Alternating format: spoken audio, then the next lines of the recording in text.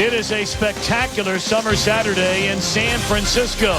And for the first time since the 1962 World Series, the New York Yankees and the San Francisco Giants are playing a meaningful series in this city. Sellout crowd on hand for Game 2 of this weekend set.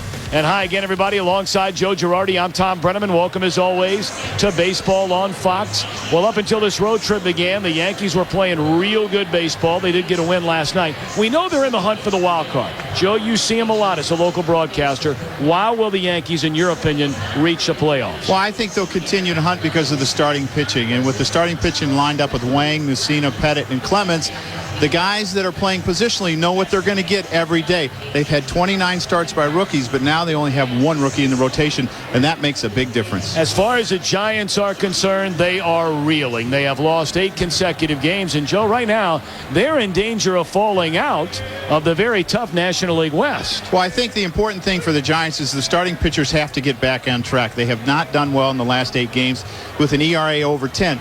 The other thing that has to happen is the people in front of Barry Bonds have to get on base. He's been walked intentionally 26 times, 71 times total. I don't worry about the guys behind him. I worry about the guys in front of him, and they have to do a better job. Bonds homered here last night, giving him 749 in his career in pursuit of Henry Aaron. Boomtown is San Francisco this weekend. The big bats of Barry and A-Rod. The Giants and the Yanks go toe-to-toe in San Francisco. You're watching baseball on Fox.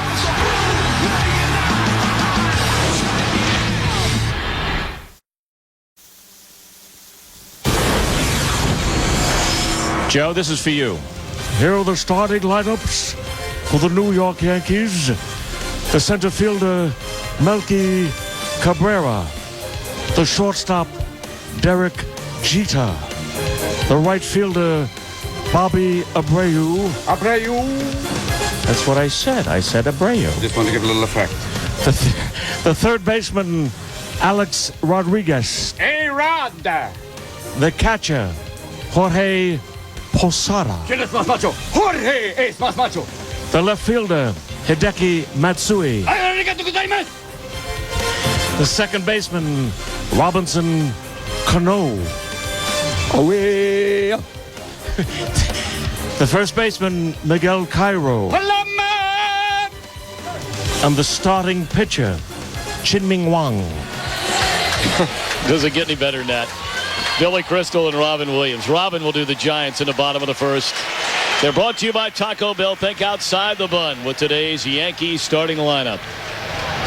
Barry Bonds and the Giants taking the field. Bonds 6 home runs away from tying Henry Aaron for baseball's all-time home run king.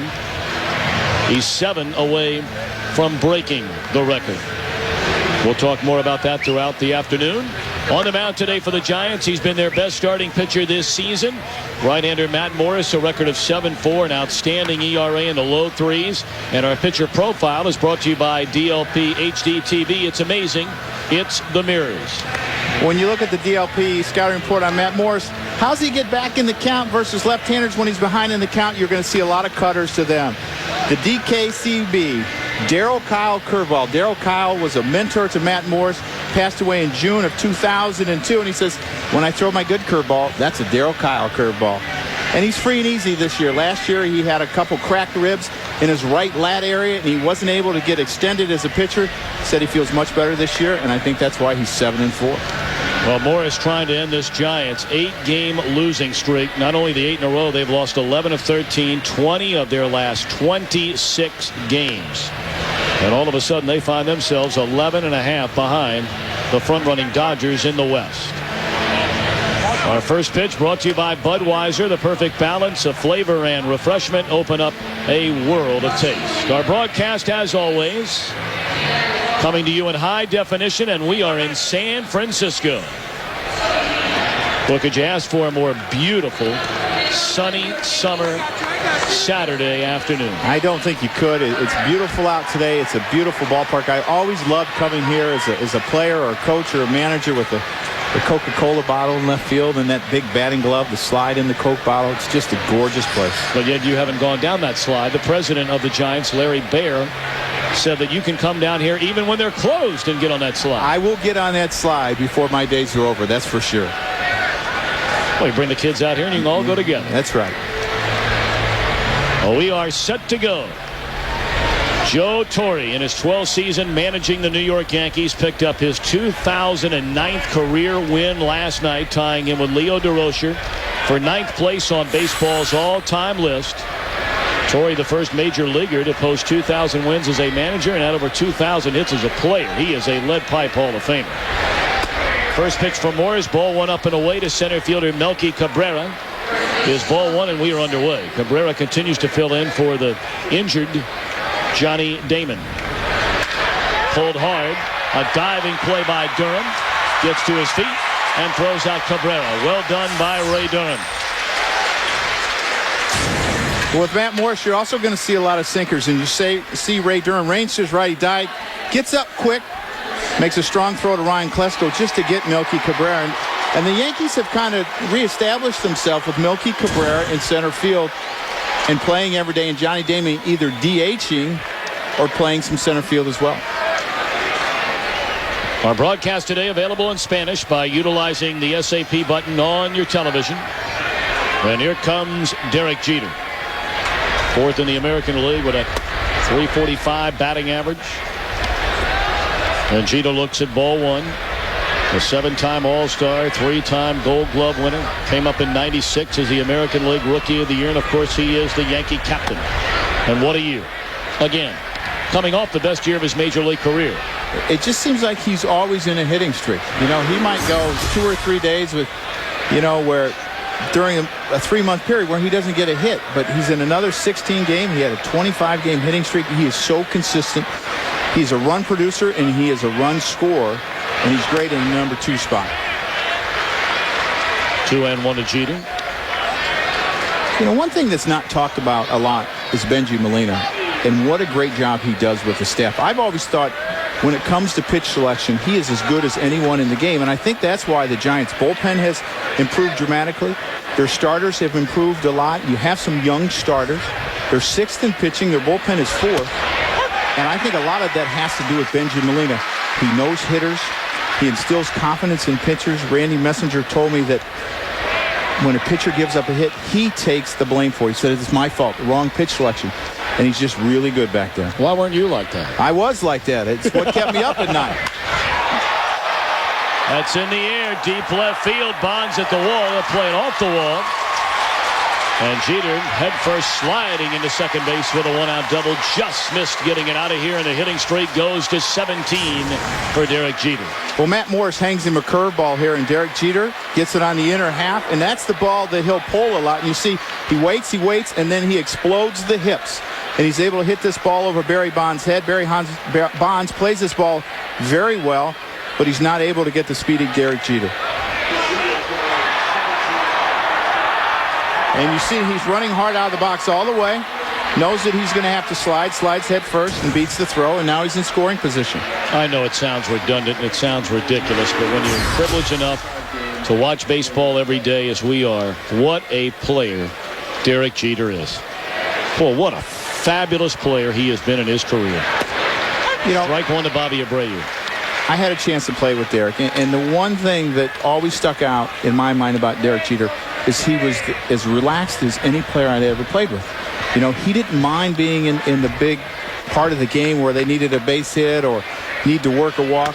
He was always able to relax, and a lot of hitters aren't able to do that in tough situations. But I tell you what, he has a lot of fun playing this game, and he should, as good as he is, but he's able to relax in the tough situations. Bobby Abreu is starting to put together a good run. He's hit safely in 17 of his last 20 here in the month of June. A month in which he's batted nearly .350. And obviously seeing the ball better at the plate and feeling more comfortable. In all of May, he walked a total of 8 times. And the walk has been a big part of his game. Gets on base a lot. This month he's already walked double that number than all of last month. Well, since Bobby Abreu started to hit June 1st, the Yankees are 15-6, sitting almost .350 like you said. In the air foul territory, and Pedro Feliz knows you never give up on pop foul balls in this ballpark. But before that, in the first 50 games, he only hit .228, and that was the point I made about Barry Bonds in the pregame that you have to get the people on in front of your slugger so they can't pitch around them. I don't care who you have. If there aren't people on in front of your slugger, they're going to pitch around them. I don't care who's behind them. They're not going to let a Barry Bonds beat you. They're not going to let an Alex Rodriguez beat you. So it's important that the 2-3 guys in front of A-Rod and Barry Bonds get on base. And he's done that, and the Yankees have taken off. Jeter at second, just underway. We're in the top of the first inning in San Francisco. 2 balls, 2 strikes to Abreu, and line to Durham. And they're unable to double off Jeter.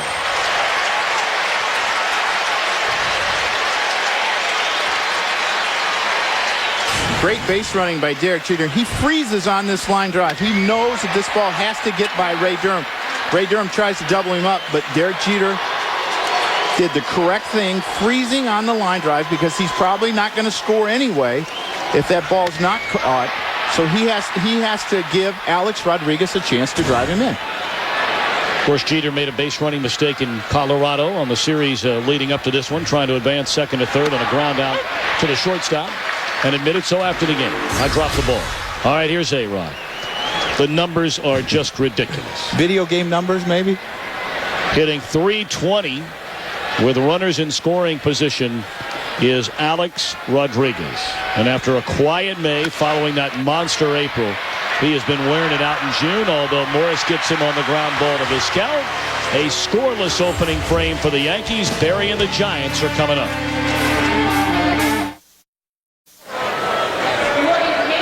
The Giants starting lineup brought to you by Taco Bell. Think outside the bun. Here is Robin Williams. Today's starting lineup for the San Francisco Giants. Number 1, Dave Roberts, center field. Number 2, Randy Wynn, right field.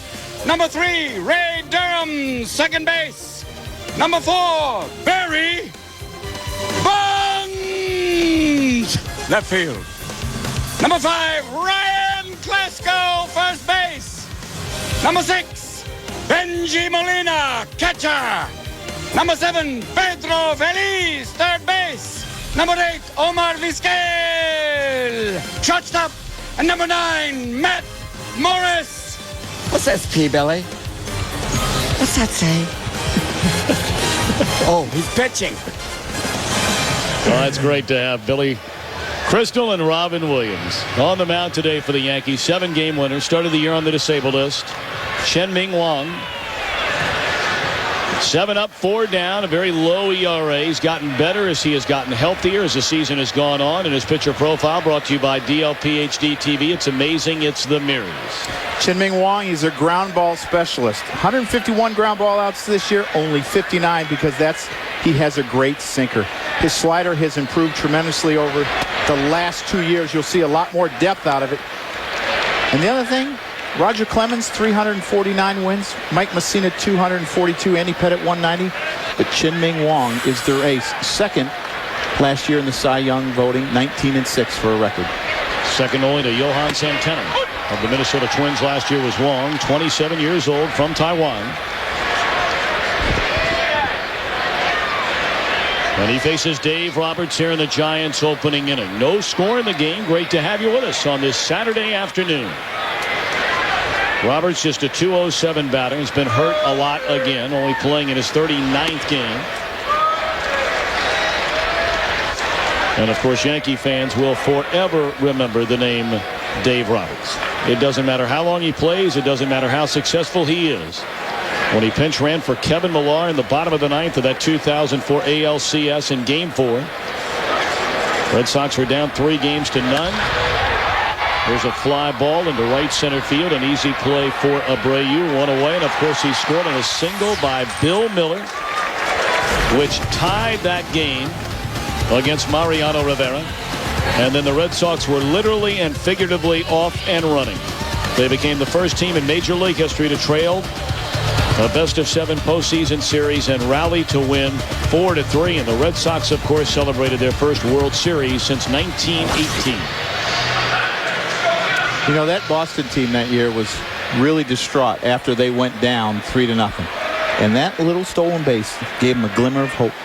And that little bit of hope turned into a World Series win. It was amazing what one stolen base can do in a series and how it changed the momentum. Randy Wynn, a .289 batter, 5 home runs and 22 runs batted in.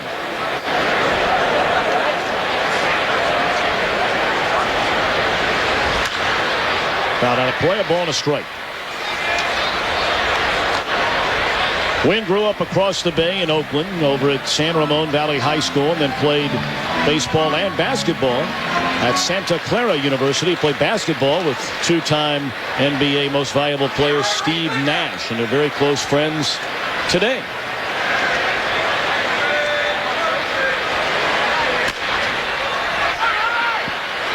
Hammered into the ground. Cano will throw him out.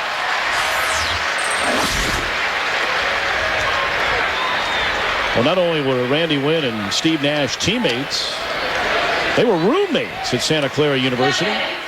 Back in '93, the Broncos, that was a club that upset Lute Olson and the Arizona Wildcats in the NCAA tournament.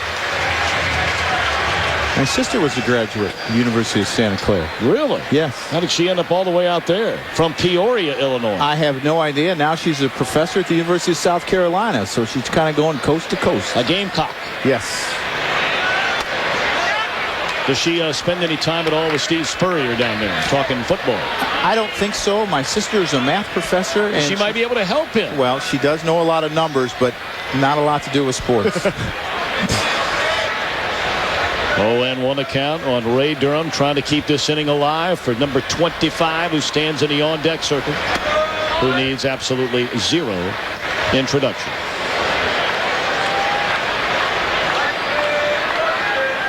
Ray Durham has really had a good career, and it's kind of went unnoticed. He has scored over 1,000 runs.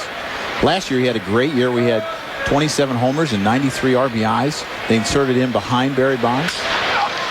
Another ground ball hooked to the right side, so 2 ground ball outs in a perfect opening frame for Wong. No scores. We go to the second.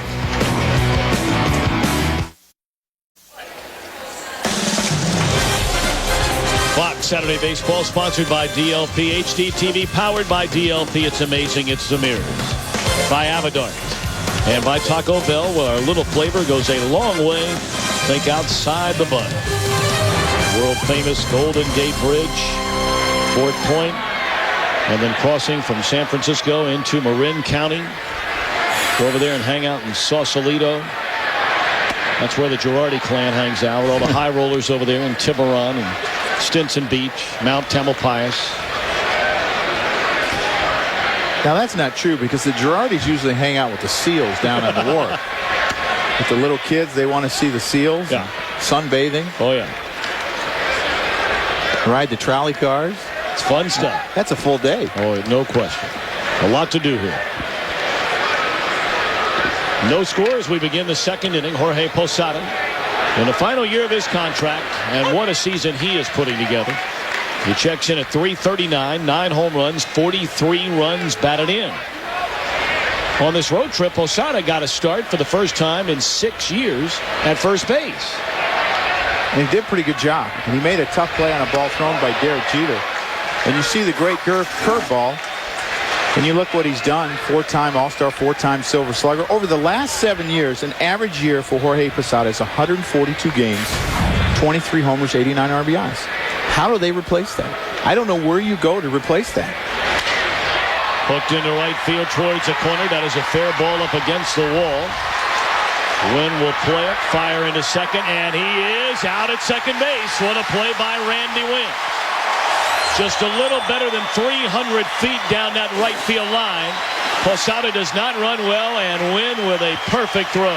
Well, Jorge Posada gets a curveball that's up in the zone, and Randy Wynn does a nice job of getting this ball, making a strong throw to second base. And Jorge Posada should know this is a little bit like Yankee Stadium. It's very short down the line. The ball gets to the outfielders very quickly, and sometimes those balls you hit in the corner aren't doubles, they're singles.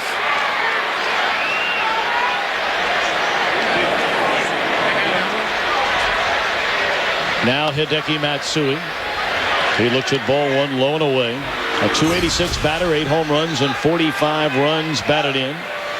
Matsui, of course, spent over a couple of weeks on the disabled list this season with a left hamstring strain. Back the first week of the year. And for him to have 45 RBIs, having missed over 2 weeks, he's doing what he always does. Yes. I mean, he is one of the guys they say they want up in a big situation because he gives you such a tough at bat. And the thing about Hideki Matsui is when you watch his swing, it's really simple. There's not a lot of movement. There's not a big leg kick. There's not a big stride. His hands are very short to the ball. He has a quick swing. And because of all those things, he doesn't get in long slumps. He's very consistent. He's a career .297 hitter, and he's right around that right now. Morris appears early on here to be leaving everything up in the strike zone. That breaking ball especially. But a number of Yankee hitters have taken that pitch for called strikes. And they chase that fastball up. Who wants it? Anybody? The third baseman, Feliz. Up the first base line, comes in to make the play. 2 gone in the inning. Of course, right here on Tuesday, July the 10th, Fox brings you full coverage of Major League Baseball's All-Star Game beginning at 5 Eastern, 2 Pacific. With live coverage of batting practice on FoxSports.com and MLB.com. Then at 7 Eastern, 4 Pacific, turn to FSN as the stars arrive for the MLB All-Star Game Red Carpet Show presented by Chevrolet. And then at 8 Eastern, 5 Pacific, turn to Fox for the All-Star Game in high definition Tuesday, July the 10th across Fox Sports. One of the things that I always disliked about playing in San Francisco, I love playing here as a player. This is a gorgeous park. But on day games, this is the hardest place in the world. I'm saying the world for a catcher to catch pop-ups because of the wind, and there's never a cloud in the sky. And you always start looking to your infielders, please come help me out. I actually played in a game here in a situation. You see Benji Molina saying, uh-oh, somebody come help me. I'm not supposed to be out here in front of home plate. Good job by Feliz. It's probably Klesko's ball. But they're playing deep with the left-handed hitter up with 2 strikes, and it's a long run. But the bases were loaded. Barry Bonds was up, less than 2 outs, and he had a sky-high pop-up right above home plate. And they didn't call an infielder's fly rule. Barry didn't run because he thought it was going to be foul. It bounced. I touched home and got the double play through to first. It wasn't even close to catching it. But the sun and the wind just makes it a nightmare for catchers here. Now, you also played at the other ballpark just a few miles down the road where it was notorious, of course, Old Candlestick Park for the wind, the cold, especially at night. So this is a lot better than that used to be. Oh, this ballpark is gorgeous. And I got to tell you, I loved playing here, just not the pop-ups during the day games. The rest of it is great. I think it's a very fair ballpark. The infield is not too fast. Obviously, the scenery is gorgeous. But those pop-ups are something you don't want as a catcher here. Lined into left center field off the bat of Posada, and this will be, or Cano, I beg your pardon, for extra bases. And Robinson Cano with an opposite field double with 2 away here in the 2nd inning. Well, you know, Tom, that you said he's been hanging a lot of balls, and here's another hanging curveball. And Robinson Cano stays back, takes the ball the other way, and drives it to left field. And this is going to be a great hitter over his career. He has a great swing. He does not walk a lot in his career so far. But as a hitter, he is outstanding. His bat head stays through the zone a long, long time. And this is the part that the Yankees aren't used to, where you pitch around the 8th hitter, where you intentionally walk him to face the pitcher, Chien-Ming Wang. And if you're Joe Torre, you just hold your breath that he doesn't get hurt swinging. It's interesting, managers' philosophies about this kind of thing early in the game. The number 8 hole hitter, and let's be honest about it, it's not taking a shot at Cairo, but there's a reason why a guy bats 8th in the lineup. Some managers say there is no way I'm asking my pitcher to intentionally walk the number 8 hitter in a scoreless game in the 2nd. How did you feel about it? Just depended on the team in the game? I think you look at the matchup. You look at the history between those 2 hitters. Miguel Cairo is a guy that has had success off of Matt Morris. I believe he's 3 for 5 in his career. Played with him in St. Louis, so he knows what he's about. And the other thing that you look at, who am I facing? I'm facing Chien-Ming Wang. Over his last 4 starts, he's 4-0 with an ERA just above 2. He's pitching lights out, so the chance of you scoring a lot of runs aren't good today. Your offense is also struggling. So I would have pitched around him there as well. Wang without a career hit. 0 for 13. He's down strike 1. And he looked a little tardy on that fastball. Just a little bit. Yeah, that's not that BP fastball that they get during BP that Ron Guidry's probably throwing him, the pitching coach from the Yankees. A little tardy there, too. He's kind of hitting them like he throws them. He's hitting some weak ground balls. That little kid saying, I don't care how Chen Ming Wong hits. I just want to know if when I'm finished with that one, can I get another? That's the best thing about a little kid coming to the ballpark is a lot of the food that they have to offer. 0-2 now to Wong. And there's a sharp breaking ball from Morris. So the intentional walk to Cairo. Morris takes care of business. Don't go away. Barry will lead things off in the Giants' second inning.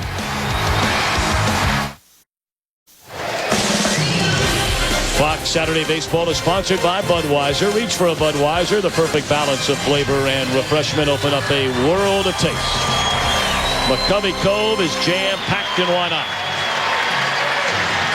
Now let me ask you, Tom.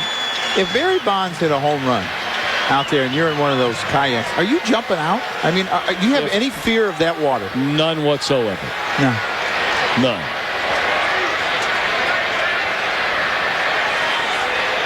We'd like to welcome those of you watching the Astros and the Rangers. This is Barry Bonds' first at bat today. We're in the bottom half of the second inning of a scoreless game. Barry, as you know, second on the all-time home run list. Hit number 749 here last night. Needs 6 to tie Henry Aaron, 7 to surpass him as baseball's all-time home run king, and he had a pitch to hit right there and fouled it back. This was a home run last night. Off of Scott Proctor. He had fouled off a couple of tough pitches away, and then he got one that was middle and away, and he hit it to the furthest part of the ballpark, over 420 feet out there in right center. And the great thing about that, Robin Williams was standing up clapping. And Billy Crystal just sat down there and hung his head. It was great. Yankee fan versus a Giants fan. You know, it seems the book on Barry right now, what clubs are doing is they're pitching him hard in and soft away. And that's the book on a lot of guys. A few years ago, hitters weren't so comfortable going inside because he was a little bit quicker. 2-1 to Bonds. And the fastball misses low and away. 3 balls and a strike. Well, good hitters count.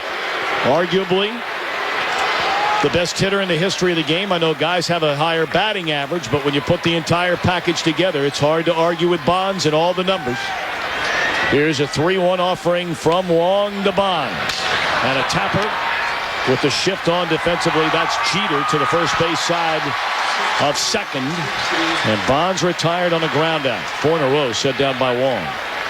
It's human nature, Tommy, I think, when you're going after a record like this, is you're going to try to pull the ball too much. And Barry Bonds has always been a guy that will hit the ball out of the ballpark anywhere. He got in a 3-1 count. He knows that Chen Ming Wong is going to throw him a sinker probably away, and he tries to pull this ball. And I think that's the danger for Barry Bonds is until he breaks this record, if he does break the record, it will be a temptation for him to try to pull everything, and he won't be as good as hitter as he has been in the past. Check swing and a foul ball out of play to Ryan Klesko. He's trying to get his career back on track. He's been injured so frequently the last number of years down in San Diego. But it's done pretty well for the Giants. 292 batter. And just 144 at bats. He has 3 home runs and 22 runs batted in. This is an older, you can call it old, but certainly an older San Francisco Giants team. 45% of their plate appearances this year have gone to players that are 35 or older. Only the 1986 California Angels had a higher percentage. That is all time in the history of baseball than this Giant team. You know, Saturday is notoriously a day that you have a lot of day games after night games. Play the Friday night game and then a Saturday afternoon game. And this is a club that's very old. Their starters are very old. They're 2-8 on Saturday, and I often wonder, is the energy level just not there because it's such a quick turnaround? 3 balls and a strike. And Klesko certainly likes swinging the bat in this ballpark, and this has pretty much always been a pitcher's paradise. But look at the numbers, home and road. That's the largest disparity among all players in baseball this year. That's spread in the batting average.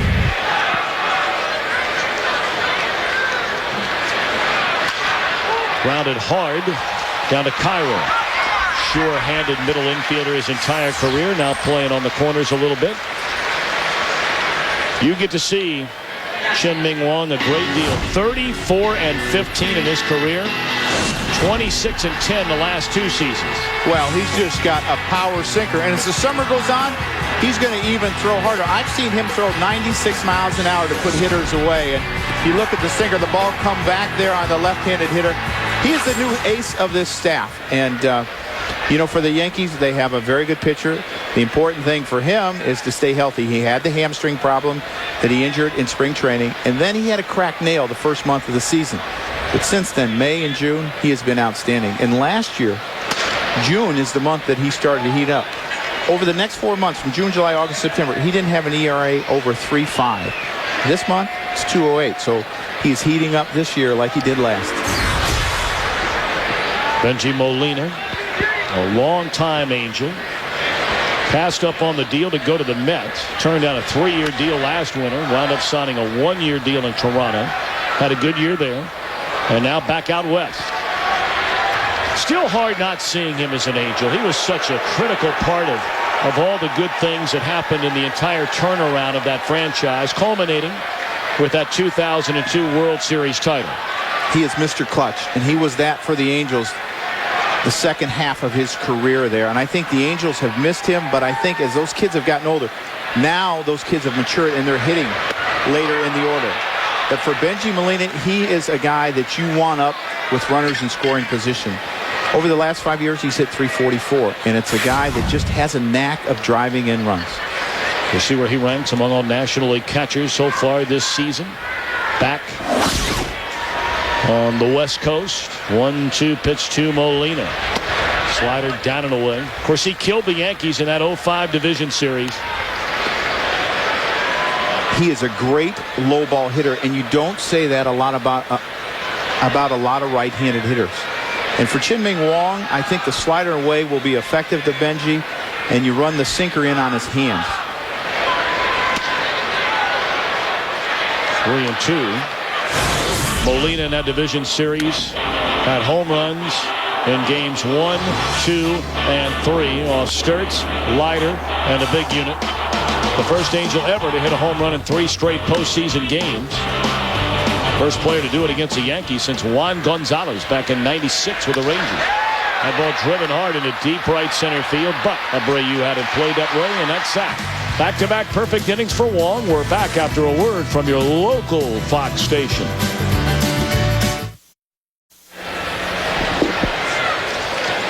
A beautiful afternoon in San Francisco, California. Sellout crowd on hand today for Game 2 of this 3-game weekend series between the Yankees and the Giants, who of course played in the same city until the Giants and the Dodgers came west. And we brought up earlier, it's the first meaningful series in this city between these two franchises since Game 7 of the 1962 World Series just down the road at Candlestick Park. Of course, the Polo Grounds, the old home for the Giants. The Yankees, by the way, won that Game 7. 1-0. Capturing that epic fall classic 4 games to 3 on the line into right center field. A base hit by Cabrera. This should be 3. Just getting to the ball is Wynn. And a leadoff tripper for Melky Cabrera here in the Yankee third. His 4th 3-base hit.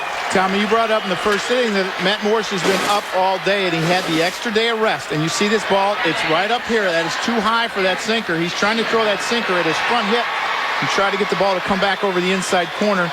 He left it up and out over the plate. 2 triples in 2 days for Melky Cabrera, basically in the same spot. See Melky Cabrera, he gets to third base easily. This is a ballpark for triples when you hit it in right center. Oh, yeah, it's 421 feet out there in the deepest part of this ballpark.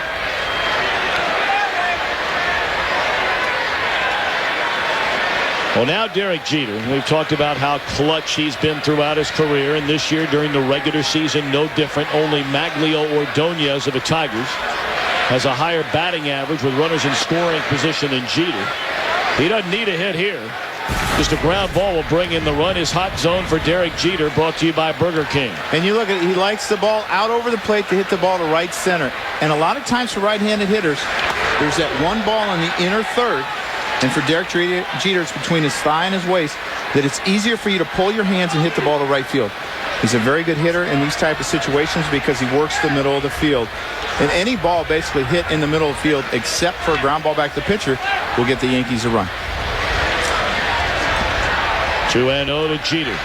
And that's good enough to bring in the game's first run. A broken back ground ball to Vizquel. It's 1-0 Yankees. Jeter getting the job done per usual. And while we have a moment, let's send it down to Los Angeles for a game break. And here's Jeannie Zelasco. With the battle, hello, of Chicago. No fisticuffs, but check out the squeeze. Ryan Terrier with the honors. Angel Pagan goes home, but go ahead, run. Cubs win big series for the Cubs next weekend on Fox. They take on Milwaukee. And today the Cardinals get it done versus the Phillies. Chris Duncan with the honors there. 8-3 your final. Boy, the White Sox are really reeling. And they're not scoring runs, which is the surprising. And I know the people at the top of their order have been hurt, Sednick and Erstad. But Konerko's not hitting. Dye's not hitting. Tomey's having a decent year. That one shot the other way off the bat of Abreu. And he's in with a stand-up double. That's 5 hits already, allowed by Matt Morris, who's coming off his worst start of the year against the Boston Red Sox. Bobby Abreu, who's taken off the last 15 games, last 20 games, because he started hitting the ball the other way. And we saw it in Chicago when I was broadcasting with the Yankees. In BP, he was trying to hit everything to left center. And what it does is it keeps him on the ball. He was rolling over a lot of ground balls. But you will see Bobby Abreu, when he's going good, that he's working from gap to gap. And that's just a good piece of hitting by him. For those of us that have seen him play, as you look at the numbers in that last outing against Boston for Morris, really the first bad start he's had all year long. Here's A-Rod. Grounded foul. Just to finish that thought, for those of us that saw Abreu his entire career with the Phillies, it's hard to believe that he has struggled the way he has struggled at times since going to New York. I have a theory. You want to hear it? Yeah. Bobby Abreu pulled a ribcage muscle in spring training. He played about 5 games. And I think for Bobby, he came back and he felt that he wasn't healthy enough to get to the inside pitch, so he started cheating. That's not Bobby Abreu. And I think it took him some time to get back to his old swing. Well, the last 21 games, he's been there, and the Yankees have been winning. But for Bobby, I thought he was pulling off balls because pitchers were pitching him inside, and because of his rib cage, he wasn't able to get to it like he used to. I like that theory. I don't know if it holds water, but I'm sticking to it. It sounds good. It's a base hit in the left field by Rodriguez. Abreu had to make sure that ball got through, so he will advance just 90 feet. A-Rod, coming off a 4-hit game last night, was on base 5 times if you include a walk, has his first hit in 2 at-bats today. You know, the one thing about hitters like A-Rod and Barry Bonds and Power, the ball really seems to get through the infield quicker off their bats, where a lot of guys, you have a chance maybe to get to that ball, not off A-Rod's bat. The ball just seems to fly off the barrel of that bat and get through the infield very quickly. You take a look at this. This ball is a bouncing ball. You see it. But it just seems to pick up speed and hold that speed through the infield. And Vizquel's not able to get it. If Vizquel gets that ball, Abreu doesn't get to third base, and it's a different situation. Now Posada, who singled down the right field line all the way to the wall, tried to turn it into a 2-base hit, and Randy Wynn threw him out. This is one of the areas that Jorge Posada, as great as years he's having, he's been a little bit vulnerable to. He's hitting to 11 double plays, and if you're Matt Morris, what you're trying to do is throw a good sinker here and see if you can get him to roll over a ball to Ray Durham or Ryan Klesko.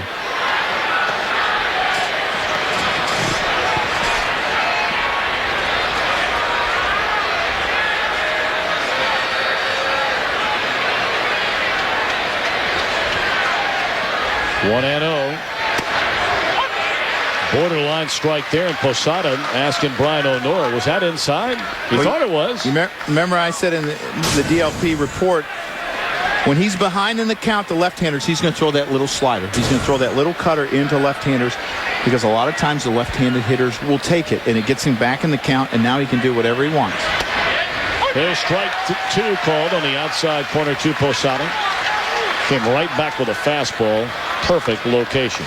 You know, the interesting thing about being Jorge Posada in this situation, it's a fine line that you walk, because when you're catching, you want those pitches, and when you're hitting, you don't. If you play another position, you can say a lot about you think the ball's low and you don't necessarily worry about it.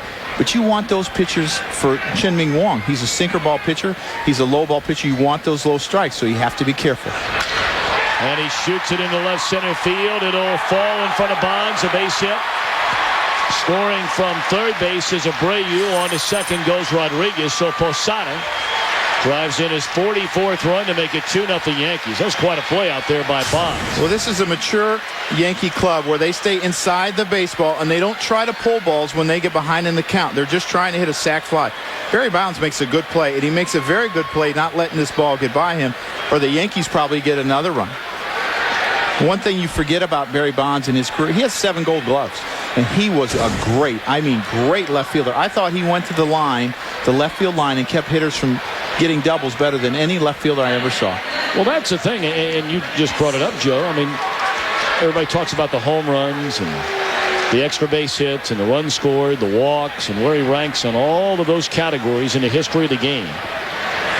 But there are many that have watched baseball for 50, 60, 70 years that will tell you unquestionably, undeniably, indisputably that Bonds is the best defensive left fielder that has ever played the game. He was great. I mean, he was a left fielder in a center fielder's body when he first came up. He could fly. High fly ball, playable for Randy Wynn.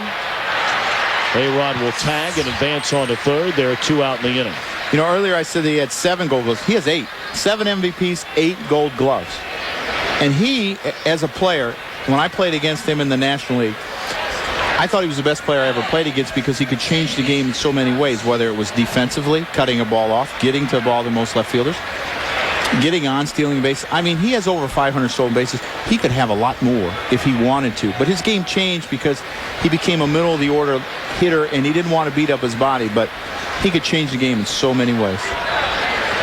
Thrown out nearly over 170 runners on the bases in his career as Bonds. Robinson Cano, 2 runs home, 2 runs in, 2 men out. And there's that pitch on the inside corner from Morris to the left-handed batting Cano, strike 1. Now, you talked about Cano. You think he's going to be a great hitter. Why this year is he hitting a little under 280? I think he got off to a bad start like a lot of these other Yankee hitters. Robinson Cano had 51 RBIs in the last 53 games last year. A diving attempt by Durham, scrambles to his feet, and Cano beat it out. That'll be a hit and an RBI for Cano to score Rodriguez. A great effort by Durham. Another ball hit hard by Robinson Cano, and he's just got such a sweet swing. And Ray Durham makes a great effort after this ball and is not able to come up with the line drive. Gets up very quickly, shows how athletic he is. Tries to make a strong throw to first base, very accurate, but Robinson Cano just beat it. And you see Robbie trying to help the umpire, Phil Cuzzi. I'm safe, Phil. Call me safe. 8th man to bat in this Yankee 3-run third inning off Matt Morris is Miguel Cairo. He was intentionally walked, you may remember, in the last inning before Morris retired Wong with 2 on. Popped up for Durham. The Yankees strike for 3 off Morris in the third and lead by 3.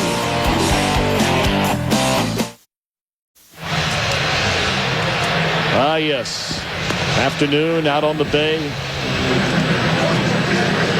Couldn't do that. Couldn't do that. Saw the Jaws movies, little boy. Couldn't do that. Well, you're in the, I mean, you are literally right in the teeth of shark country up here in Northern California. Not getting in that water. I think the only time I'm jumping in that water is the tying home run and the record-breaking home run, and that's it. You can have the other ones.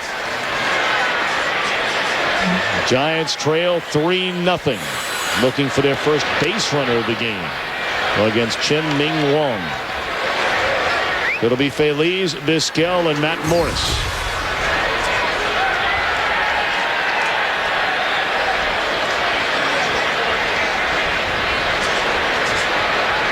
The Giants are going to be a very interesting team to watch as we approach the trade deadline. We talked about all their age under first-year manager Bruce Bochy. And they have some players that certainly would draw some interest from other clubs. The Giants are in dead last in the West, 11.5 back. And boy, it's a good division. It really is. The Dodgers, Arizona, San Diego, and the hottest team of all of them is Colorado. Just ask the Yankees. The Rockies just swept New York 3 in a row in Denver earlier in the week. 3-0 pitch in their strike. Our hot zone for Pedro Feliz, who has a lot of power, brought to you by Burger King. Well, you look at it, Pedro Feliz is a high ball hitter, and the area that you want to go him is you want to go breaking balls out here because he will chase all day. Got to be careful with those fastballs, but he loves to chase that breaking ball. Well, he's drawn a walk to begin the Giants' third. Let's kick it back to Los Angeles for a game break in Genie's Alaska. Well, you have A-Rod and Bonds. How about this milestone tracker? Toronto's Frank Thomas, career number 498 off Aaron Cook in the bottom of the first. It was that kind of day for Thomas. That kind of day for Toronto. A big win, 11-6 over the Rockies. Thomas, 4 for 4, 4 RBI. Now 2 home runs shy of 500. That's a lot of home runs. 500 home runs. Big hurt after he had that surgery on his foot. Had a great year in Oakland last year. Still hitting home runs in Toronto. And, of course, up the coast, up in Seattle. Last night marked the return, the first time since Ken Griffey Jr. left the Mariners to go to his hometown and play for the Cincinnati Reds. And he, of course, is closing in on 600 career home runs. Sammy Sosa just got there last week. 601 last night. Yep. Hit 600, I believe it was Thursday against the Chicago Cubs. Yep. Hey, it's going to be fascinating. Ken Griffey Jr., who at last check was second among all National League outfielders in balloting for the All-Star game, which will be right here in San Francisco. I mean, let's be honest about it. Ken Griffey Jr. is going to get some phenomenal publicity, whether he wants it or not, if he is playing in the All-Star game this year, because his name, unlike Barry Bonds, unlike Sammy Sosa, unlike some others, has never been linked to the steroid issue.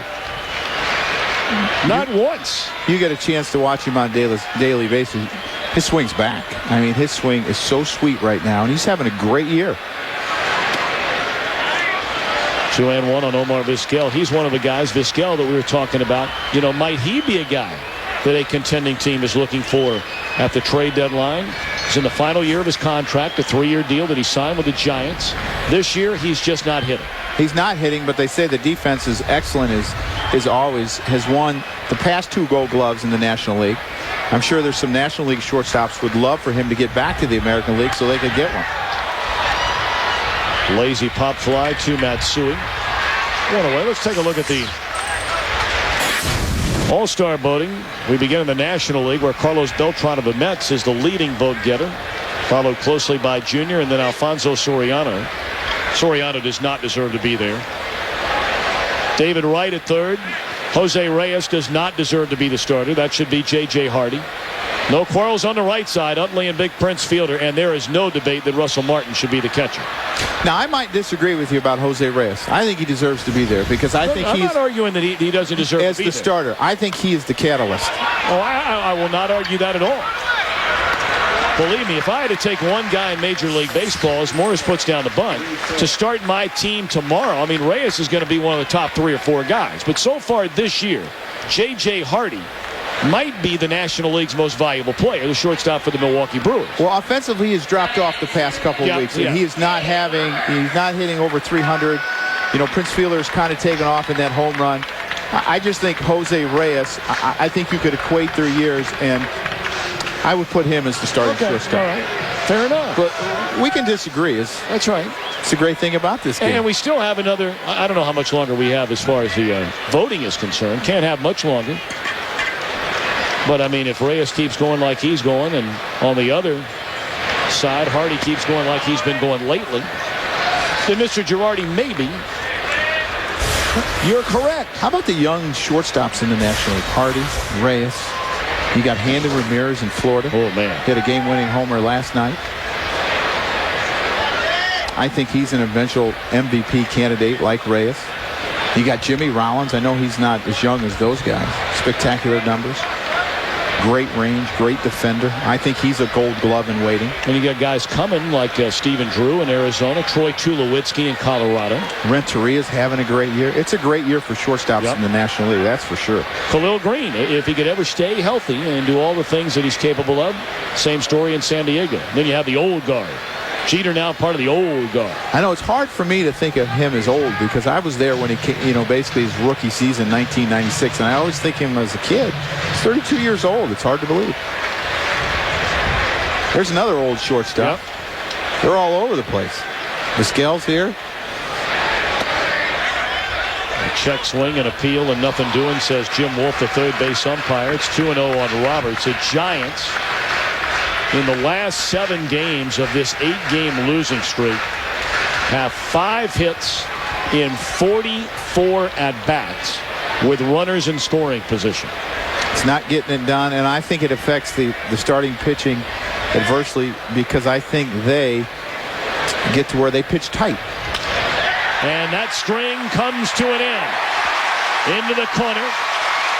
Roberts on his way to second. The stand-up double knocks in Feliz, and the Giants on the board. The Yankees in front by a pair. Well, the leadoff walk comes back to haunt Chien-Ming Wang, and this is a low sinker. Left-handers love the ball low and in, and it's right in his sweet spot. You see this ball. It's down below his knees, but he gets to it and hits the double in the right field corner. And as I was saying, I think it hurts the starting pitchers for the San Francisco Giants because when you're not scoring runs, I think you pitch tight. And all of a sudden in the back of your mind, you start saying, I can't give up too many runs. And you pitch defensive and you start walking people. And that has been a problem over the last 8 days for the Giants. They have walked a lot of hitters. There's been some grand slams hit against them. And I think they need to get this offense going so their starting pitchers can relax again. Because for the most part, they've been really good, except for the last 8 days. Now Randy Wynn, he bounced out to Cano's first time up in the dirt. Chien-Ming Wang has really lost the strike zone this inning. I don't know why, what has happened. Maybe he hurt himself when he hit. I'm not so sure, but, he walked Pedro Feliz. You see Ron Guidry going out there to talk to him. He walked Pedro Feliz. And for him, his sinker's been below the zone, which you don't have such a problem with that. But he's not throwing strikes, and it's hurting him. Well, you look inside some of the numbers for the Giants during this 8-game losing streak, and the numbers don't lie. 25 runs scored in the 8 games. See what they've allowed, more than double. Their overall batting average, those numbers we mentioned with runners in scoring position. And the starters for the first time, as you talked about, have faltered after being really good for the first 2 full months. Barry Zito has struggled. He's had a couple starts where he went 4 innings and 5 1/3 in that time. And that's the one thing their starters have done. You see the wild pitch by Wang. He's just not right now. And he has to find a way or a pitch to get back into the zone and get back to his mechanics. I always felt pitchers have one pitch that will get them back to their mechanics. A lot of times it's a changeup because it slows them down. This is a sinker he's trying to throw away. And this is about the 4th or 5th one that he's thrown in the dirt. Just holding on to the ball a little bit longer. You might want to think about a changeup here to try to get him back to his mechanics because it slows everything down. And with everything being thrown in the dirt here in the last batter and a half, I'm sure Roberts is going to be more than alive down there at third base. Take him any way you can get him. That looked like an off-speed pitch that changed up there. Well, Jorge Posada does a good job here calling a changeup. And what it does is that sometimes it just slows the pitcher down in his mechanics. Gets him back to the release point that they want to be at. And now he can throw a sinker again if he wants.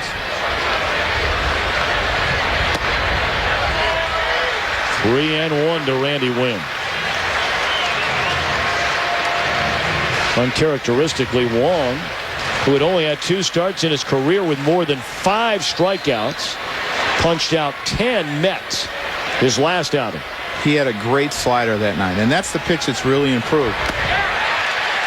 And now he has walked Randy Winn, putting the tying run aboard and bringing the go-ahead run to the plate in the form of Ray Durham.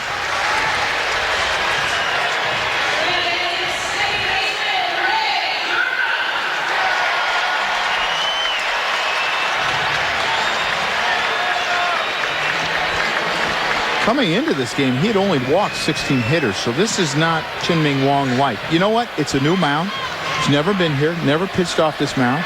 Started off great the first 2 innings, but he's lost the strike zone.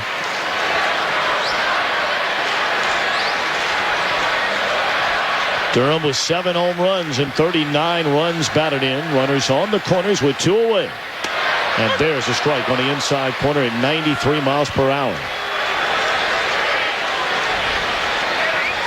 And a lot of times when you watch it on TV, you can't really appreciate that late movement on that sinker and how hard it is for a hitter to center it up. And that's why you see a lot of ground balls. They just swing over the top of it a little bit and they hit the ball on the ground. That's what we saw with that at bat to Bonds on that 3-1 pitch. Just enough fade away from him. Right at the end, and it looks like it's straight, and you swing to, the bat where you think it's going to be, and it just dives a little bit below that barrel of the bat, and you get that weak ground ball. Bonds waits.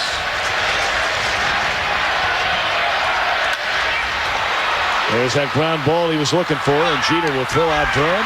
The Giants get a run and leave Barry in the on-deck circle.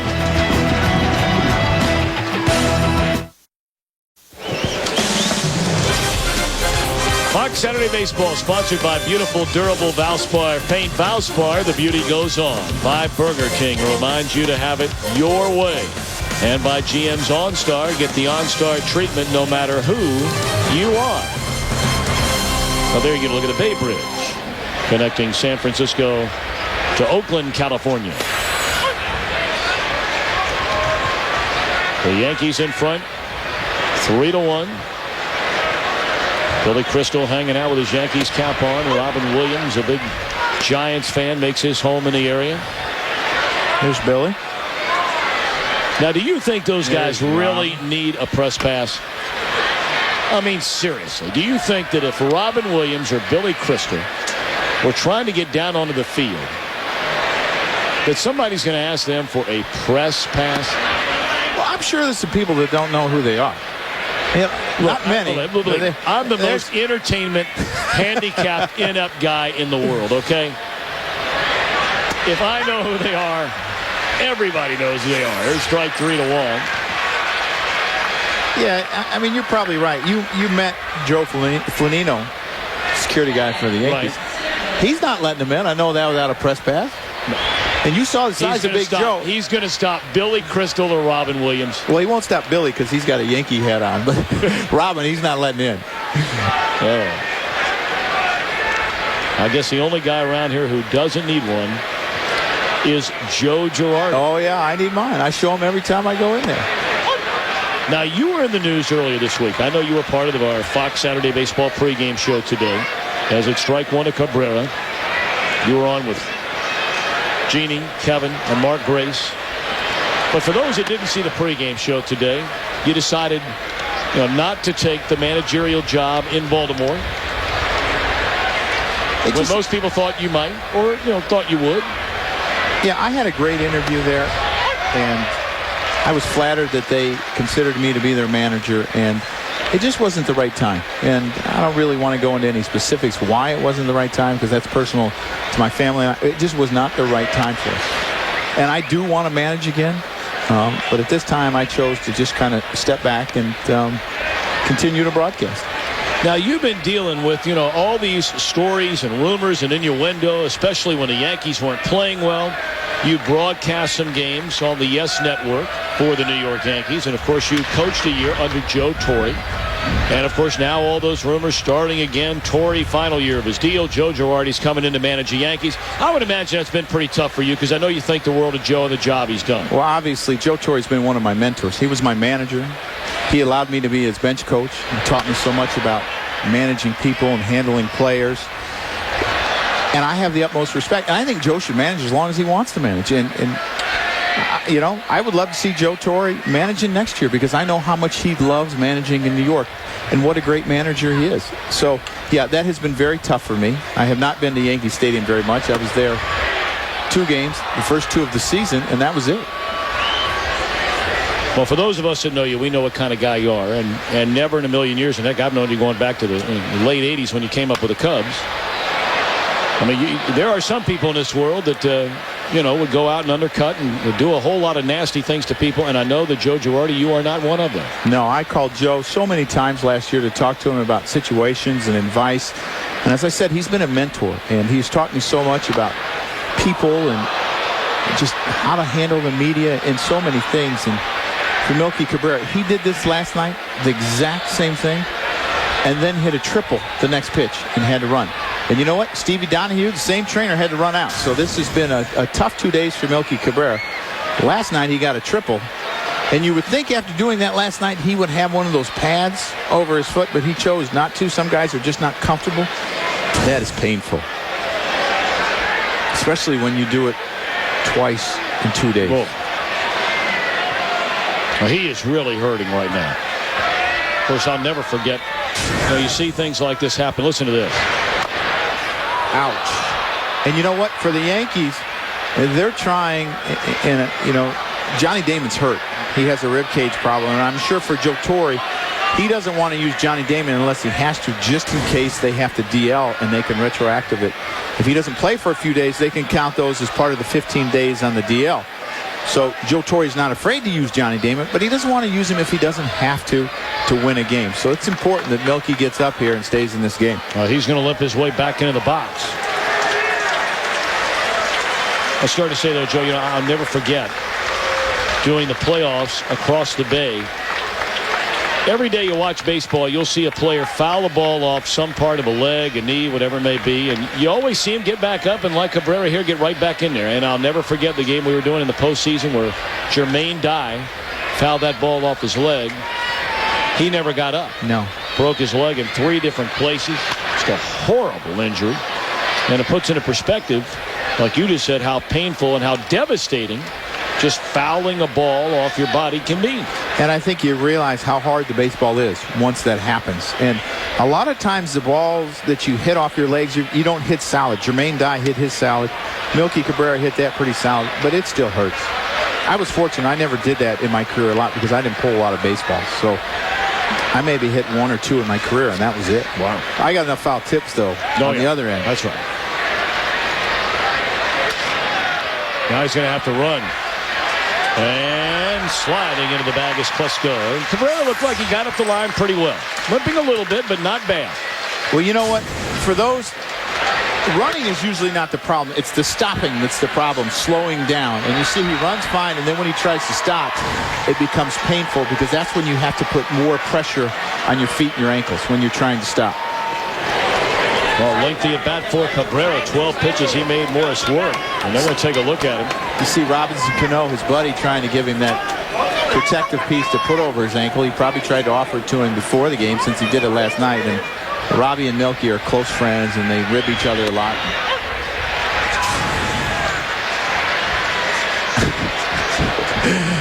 You know, and it's like you don't want to hear it at that time. You know, it might be funny a little bit later, and it's funny to Robbie, but when you're hurting, boy, you don't want to hear that.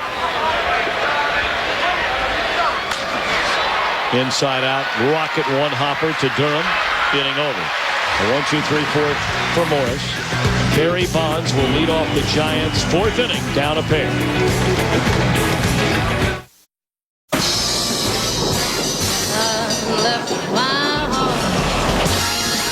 In San Francisco.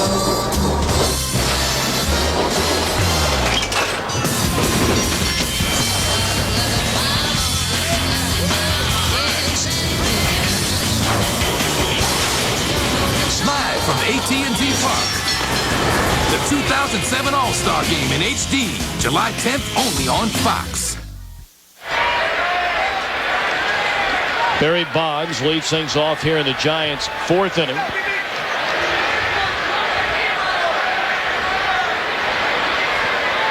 We welcome those of you watching the Tigers and the Braves. We're in San Francisco alongside Joe Girardi. I'm Tom Brenneman. It's a 3-1 Yankees lead. Barry Bonds bats for the second time leading off an inning today.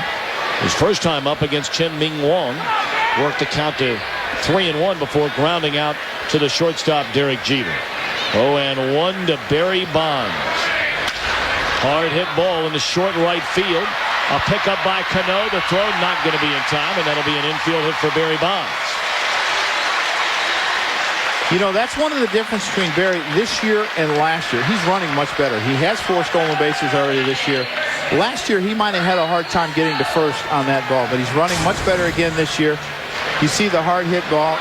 You know, Barry hits the ball so deep in his swing. You see that ball's right in the middle of his body, and that's why he has so much power, one of the reasons.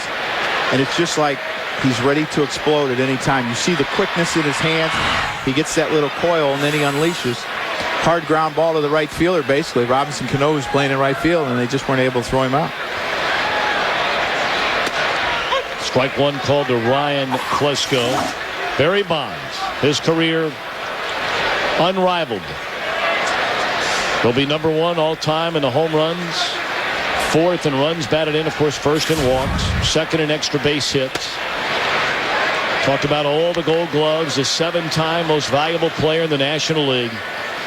But the clouds continue to linger over Barry Bonds' career and that home run record as he closes quickly now on Hank Aaron. Only 6 behind to tie, 7 to become the all-time baseball home run king. And, you know, at the end of the day, whether you think Bonds did something, he didn't do anything, it wasn't against the rules, it wasn't in the basic agreement, all of that other stuff. The shame of it is, at the end of the day, is that the greatest record in professional sports has a question mark around it. What a play in left field by Matsui. I mean, there are a lot smarter people than me that can sit around and debate it, the virtues of it, whatever it may be. The shame is the greatest record in sports will have a cloud hanging over it from now until the end of time. And in this great game, the greatest game of it all, of them all, that is the shame in all of this. That's my opinion. I would agree. I mean, this is a time that the baseball should be celebrating, but because of all that, it's not. And I think baseball's missing out, in a sense, on a great part of the game. Yep. I mean, people can't tell you who's thrown for the most yards in NFL history, who's the leading rusher. They might be able to tell you his name. They can't tell you the number.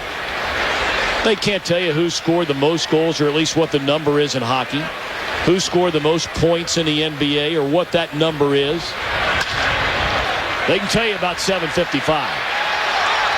And a double play ends the inning.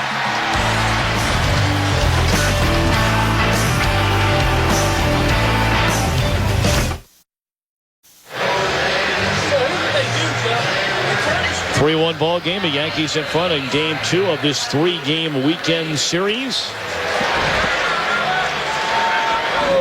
It's been very chilly here in the Bay Area over about the last week it was. Last weekend the highs were only in the 50s, and it can be that way a lot during the summer months. But today, temperatures up above 70. A spectacular afternoon. And the Yankees in town. And Bobby Abreu to lead things off in the 5th. Ball 1 for Matt Morris. The Yankees got all 3 of their runs in the 3rd inning. Abreu doubled and scored in that inning. 1 away on the ground ball to Durham. Yeah, what would we say? How far are we away from Candlestick? 6 miles. 6 miles.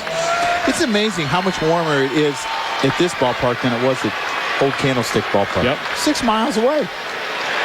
Go across the bay into Oakland, it's much hotter. You can barely see the light standards there of old Candlestick Park. Going towards the airport from downtown, straight south from here. Well, many have debated, you know, will Alex Rodriguez be the guy that becomes baseball's all-time home run king as his career continues on? The numbers are just unbelievable. for Rodriguez. Ground ball. Diving play by Feliz. Throws from his knees. And that'll be an infield hit for Rodriguez. His second hit today and his 6th hit in a game and a half of this series. This is an outstanding effort by Pedro Feliz. And Pedro Feliz is a guy that's played shortstop, first base, left field, but he's really found a home here at third base. And you see the arm strength and the range. He almost gets Alex Rodriguez on this play. And I talked about how the ball jumps off of Alex's bat. Feliz was close to the line.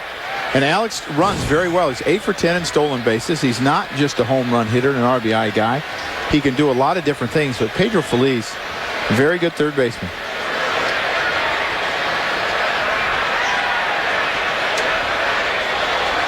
Here's Posada, 2 for 2, knocked in a run with a single in that 3-1 third inning.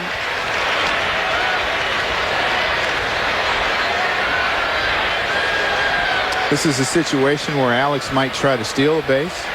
Benji Molina does not throw great. Is not the strongest part of his game. He's a decent, pretty good blocker, good receiver.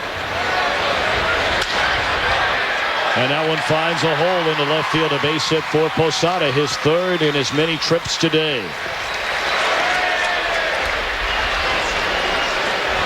Well, A-Rod and Barrett. The single-season home run record when he hit 73 through 71 games. Bonds had 38. A-Rod this year has 27. But over the long haul, if you look at home runs through the first 1,817 games in the careers of these two Hall of Famers, Rodriguez with 101 more home runs. Wow. I saw a stat, I think it was in 1996. He hit 40 home runs when he was in Seattle. And you were talking about how Junior went back to Seattle last night and how celebrated it was. He did not have one intentional walk. That's how good that Seattle lineup was in 1996. Edgar and Junior, and they had Jay Buhner. Yep. Alex was hitting second in that lineup. Of course, were it not for all the injuries, I mean, Junior would be right there knocking on the door of Barry Bonds, too. When he left Seattle, he had that 4-year run where he averaged over 52 home runs per season. And he's been nothing but hurt after his first year with the Reds. He'd be up by, based on projections of his career, close to 700 right now. 2-1 account on Matsui. To me, a lot like Barry Bonds. He was just not a home run hitter. He was a great defender. Could steal a base any time that he wanted. Obviously, he doesn't have the longevity that Barry Bonds has, but very similar players.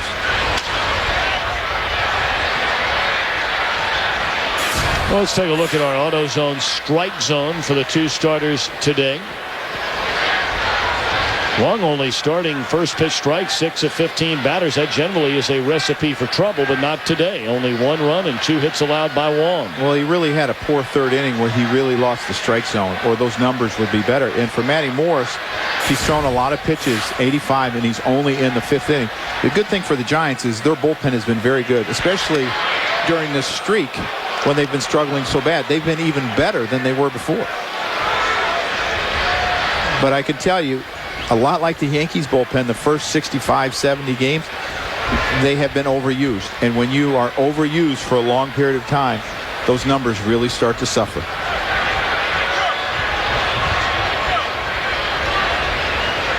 Brian O'Nora wanted to make sure everybody knows exactly what the count is here. 3-2. You wouldn't think the Yankees would run, but they are. And it's in the left field, a base hit by Matsui. A-Rod will score. Making the turn and going to third is Posada.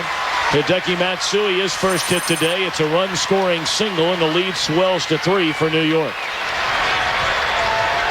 Well, these Yankee left-handed hitters are very good at hitting the ball the other way.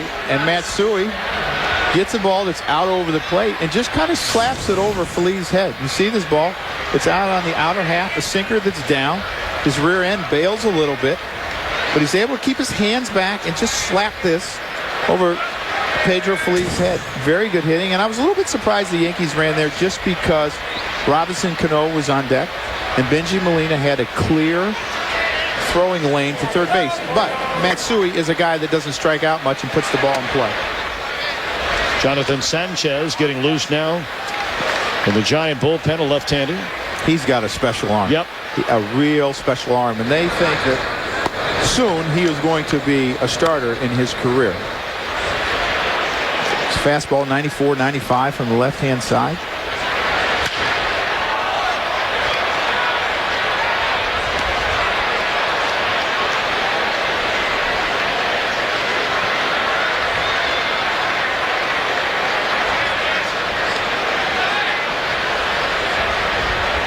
Posada, the runner at third base. Matsui, a run-scoring single, leads at first. Yankees 4 runs and 11 hits off Matt Morris.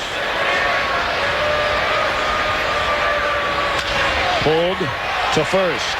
There's one, and that's a double play to end the inning. And Morris needed that. The Yankees get one and lead after 4.5 by 3.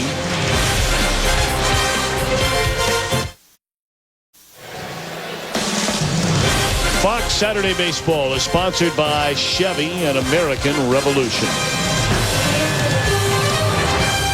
McCovey Cove beyond the right field wall here at AT&T Park in downtown San Francisco, where the Yankees are in town, and they have a 4-1 lead over the Giants. As we move to the bottom half of the 5th inning, it'll be the latter third in the batting order against Chen-Ming Wong.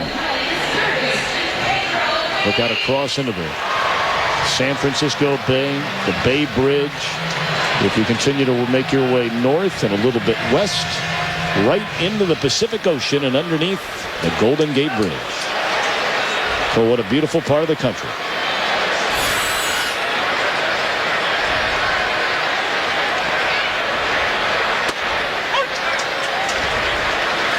I find it hard to believe they could get much better than this on Saturday afternoon. Yeah. San Francisco Giants, New York Yankees. Yankees haven't been out here since '62 in a meaningful game.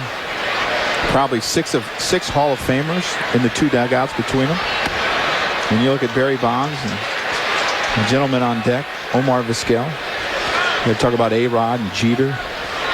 Talk about Roger Clemens, probably Mariano Rivera, and then Joe Torre, 7. So I mean, it's a pretty special group matching up. Yep. These 3 days.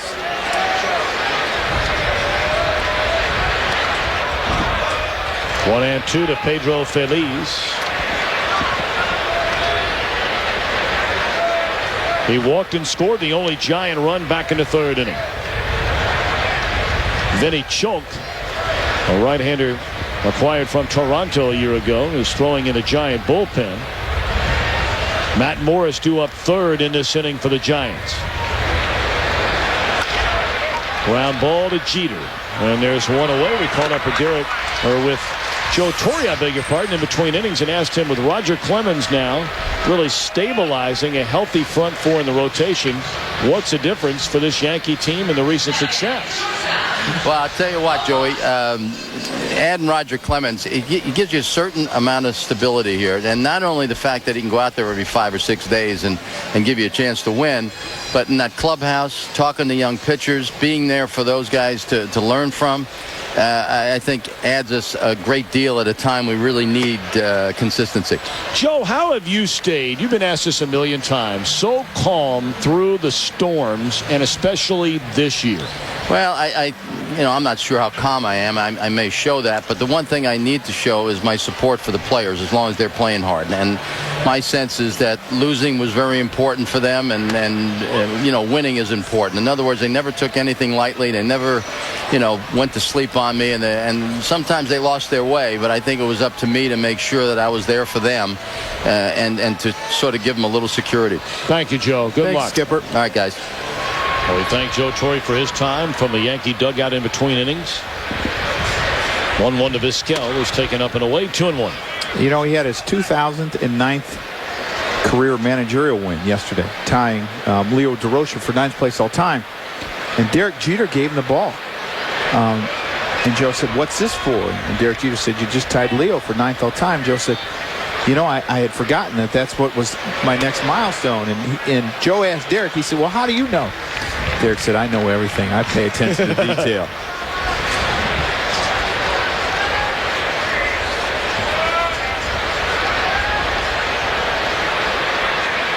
Well, they have been together literally every step of the way. Jeter came up as a rookie in '96. when Joe Torre took over for Buck Showalter that same year as manager of the Yanks. They have reached the playoffs every year together since then. Now, of course, the critics out there will say, yes, Joe Torre and the Yankees won 4 World Series, but their last was in 2000, despite baseball's highest payroll. A team that some have likened to the Beatles when they go on the road. Just about every major free agent that's out there, the Yankees certainly have the wherewithal from a physical standpoint to go out and get him.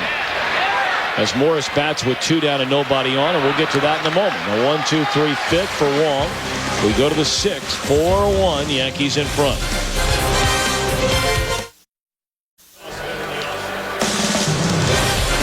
Fox Saturday Baseball is sponsored by the auto parts experts at AutoZone. Get in the zone, AutoZone. By XM Radio with Major League Baseball, every team, every game. And by Degree Men, more power than you need. One day, you'll need it. First there is Alcatraz.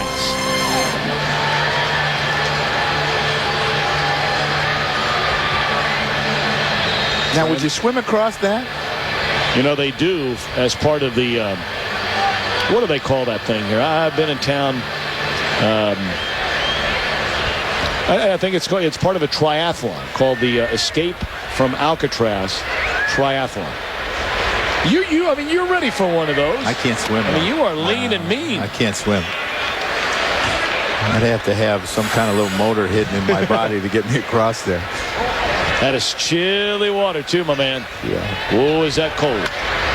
Swung on and fouled out of play. Miguel Cairo has done a great job filling in for Mankiewicz. Went down, he got hurt. He has done a great job filling in first base, and I think some of the people are surprised at how good his defense. I mean, he's playing Gold Glove caliber defense at first base.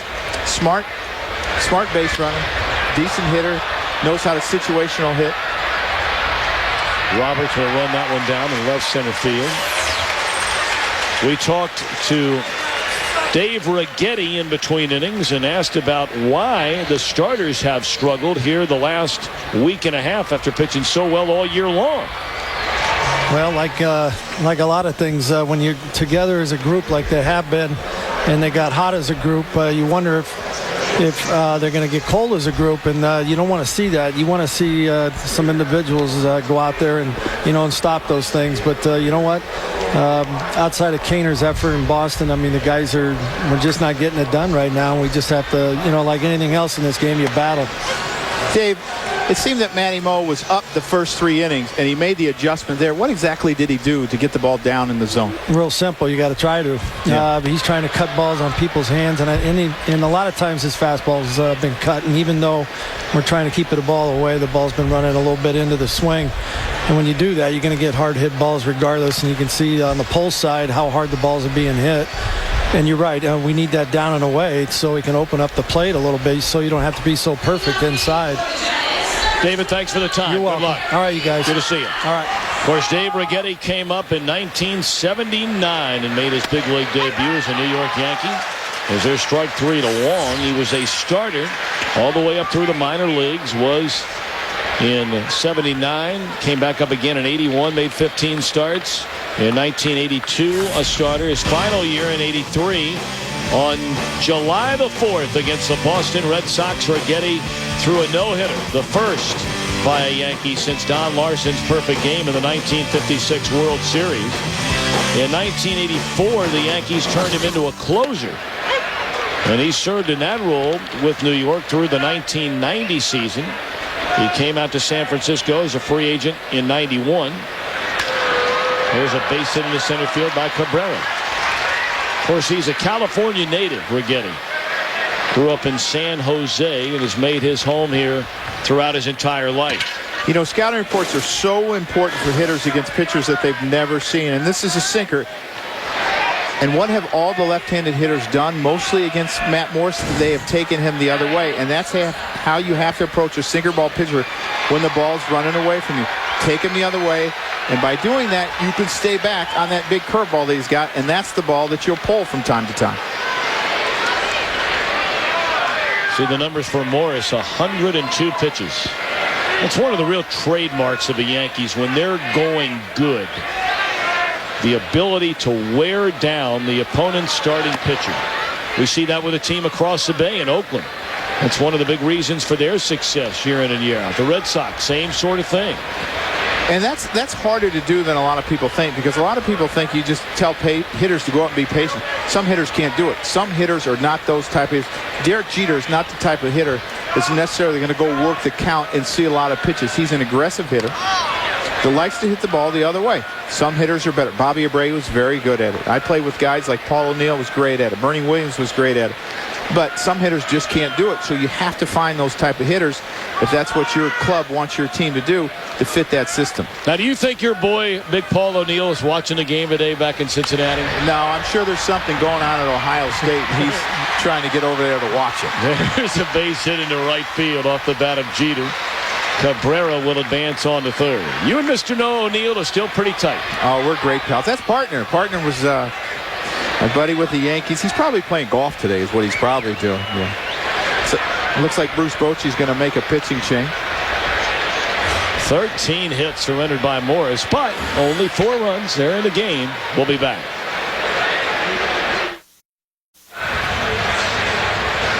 Two away here in the Yankees' 6th inning.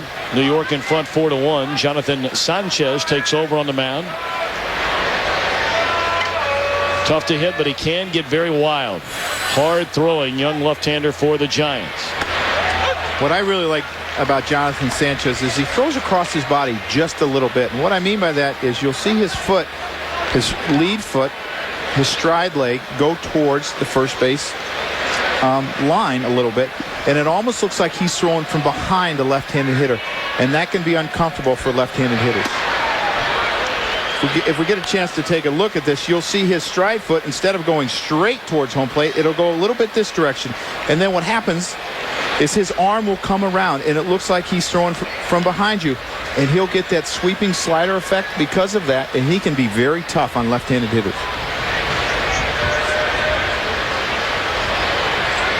One and one on Bobby Abreu. And a foul ball will drift out of play. Now let's keep an eye on Derek Jeter here. Our camera crew, earlier in the game when Jeter had to dive back, you may remember, in the first inning on a line drive into second, went back out into the field and appeared to be wincing and reaching for that left hip a little bit. And then just a moment ago, after he singled into right, watch Jeter once he gets about 2 steps out of the box. You know, it's that initial step that usually bothers injuries like that. And the one thing about Derek Jeter, he's not coming out of this game unless they have a huge lead. He's a very tough player. He's played with leg problems all year, whether it's been his feet or his hip, and he's not coming out. Well, Abreu doesn't look all that comfortable up there against Mr. Sanchez, and it's 1 ball and 2 strikes. And for Derek Jeter, he's always been that type of player. He hates when he's not in the lineup. He's bored to death. And because of that, he's a leader by example, because he will play hurt. His players aren't always going to be healthy. A lot like Matt Morris last year, who pitched with the fractured ribs. And he said he wanted to set an example for the younger players. And he kept going out there and kept going out there. And he was hurt the last 3 months of the year. And his numbers were not good, but he was setting an example. And that's what Derek Jeter does. Nice block by Benji Molina. You see the sweeping slider by Jonathan Sanchez. And Benji Molina, he looks good to me. He looks like he's thinned down. He's trimmed down a little bit. He's moving much better behind home plate, and you see him block it. And as a catcher, I know it sounds funny, but you want to lead with your glove. You don't want to catch it with your glove, but you want to lead with your glove, and the body will follow behind your glove. Just in case you're not able to get over as far as the ball is, you can at least make a stab at it. And Benji did a nice job there.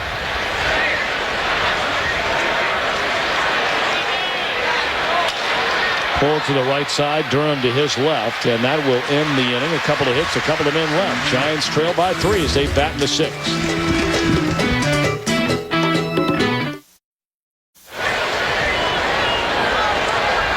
Four-1 ball game. The Yankees over the Giants as we head for the bottom half of the 6th inning. Shin-Ming Wong has only allowed 2 hits. And a bunt attempt. Checks back up. Foul off the bat of Dave Roberts.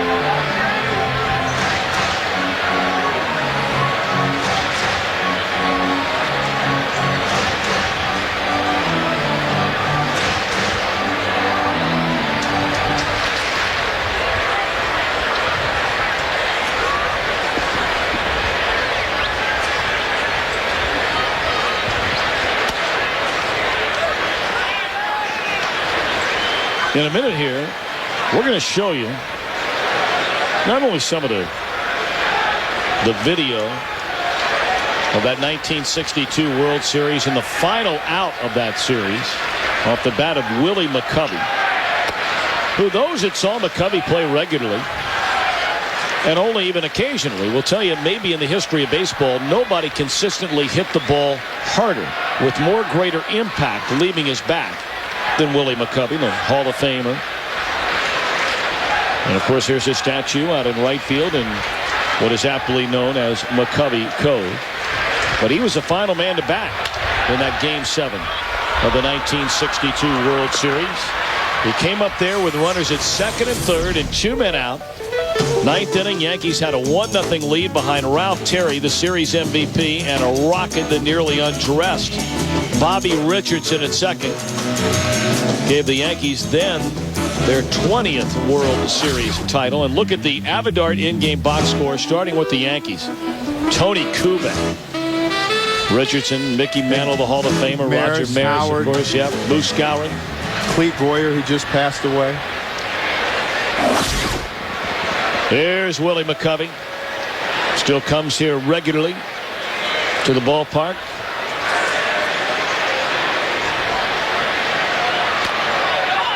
Bunted up a third base line by Wynn. And he is saved from a bunt single. Well, how about the Giants? Game 7 box score brought to you by Avidart. There's a trio of Hall of Famers in the heart of that order. Mays, McCovey, Cepeda, Jim Davenport. Well, he was an outstanding player as well. So many of them in that World Series. And we talked about the projected Hall of Famers in this game. Alex Rodriguez, Derek Jeter, Roger Clemens, Joe Torre, Mariano Rivera, and then you look at Bonds and Vizquel. To me, there's no question that Omar Vizquel is a Hall of Famer with 11 Gold Gloves. The best fielding percentage of any shortstop ever. Over 2,500 hits, over 1,300 runs.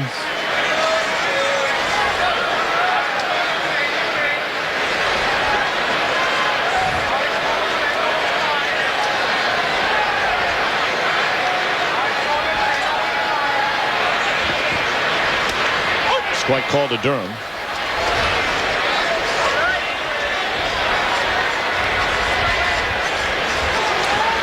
I've liked the approach that San Francisco has kind of taken this time through the lineup, that they've hit so many ground ball outs, they're trying to bunt their way on. And you saw that Dave Roberts tried it. Randy Wynn was successful at it. Sometimes you got to do those type of things. And the other guys, there's a lot of guys in this order that will bunt on San Francisco. Ray Durham will lay one down. Ryan Klesko. You'll see even Pedro Feliz on occasion. Omar Vizquel. So if you're a third baseman, you're going to play in a lot on this club. See Alex Rodriguez in at the line. He's got to stay in.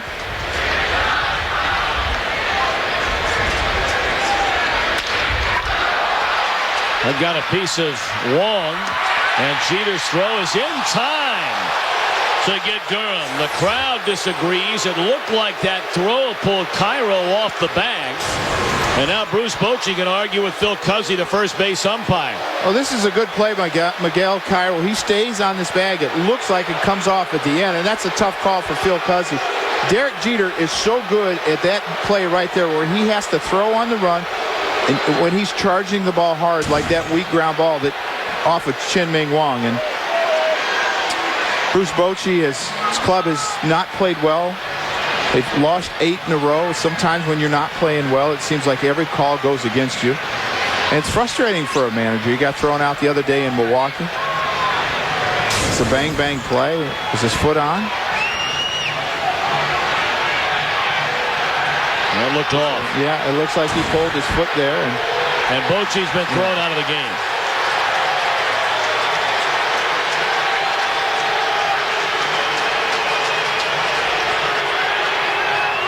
And for those of you watching the Tigers and the Braves, a bang-bang play on a bouncing ball off the bat of Ray Durham.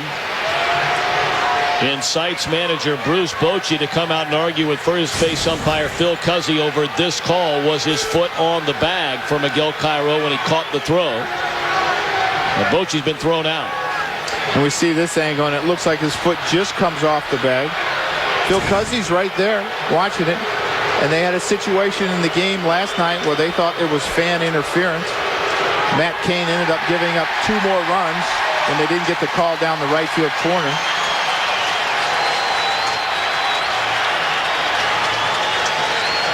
Well, Bruce Bochy got the heave-ho on a similar call in Milwaukee on their last road trip, when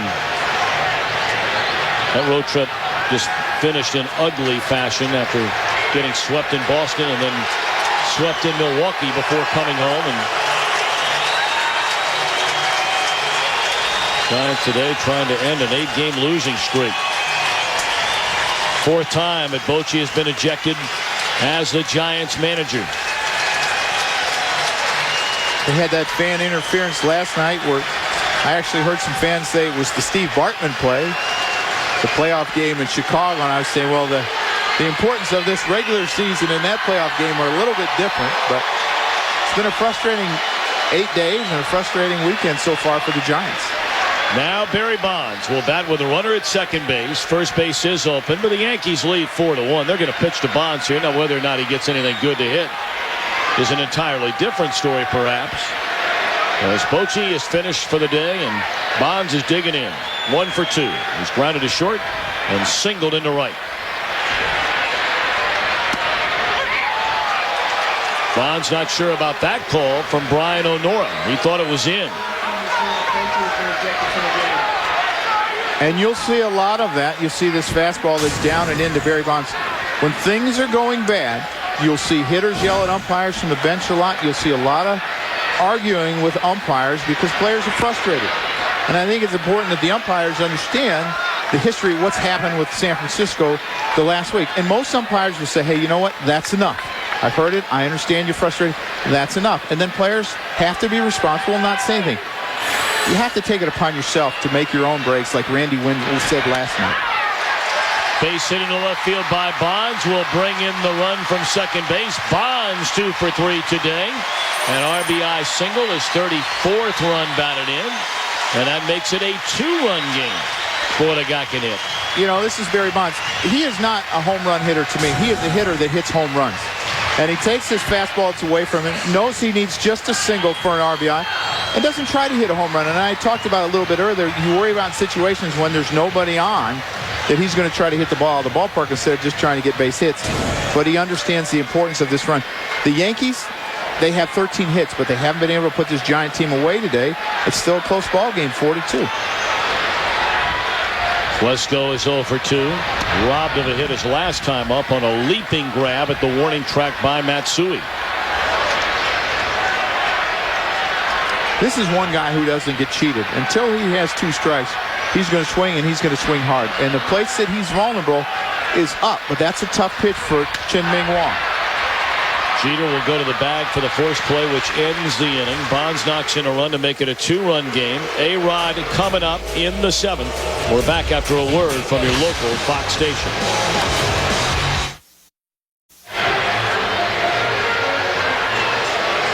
A-Rod to lead things off here in the Yankees' 7th inning. It's a 4-2 New York lead. And Jonathan Sanchez on relief. And starter Matt Morris, who gave up 13 hits in 5 2/3 innings, but the Yankees have left 8 men on base, and that's 8 men on base in 5 innings. Morris had a 1, 2, 3, 4. And you know what, for Matt Morris, it's not the start that he wanted, but you know what, he kept his team in the game.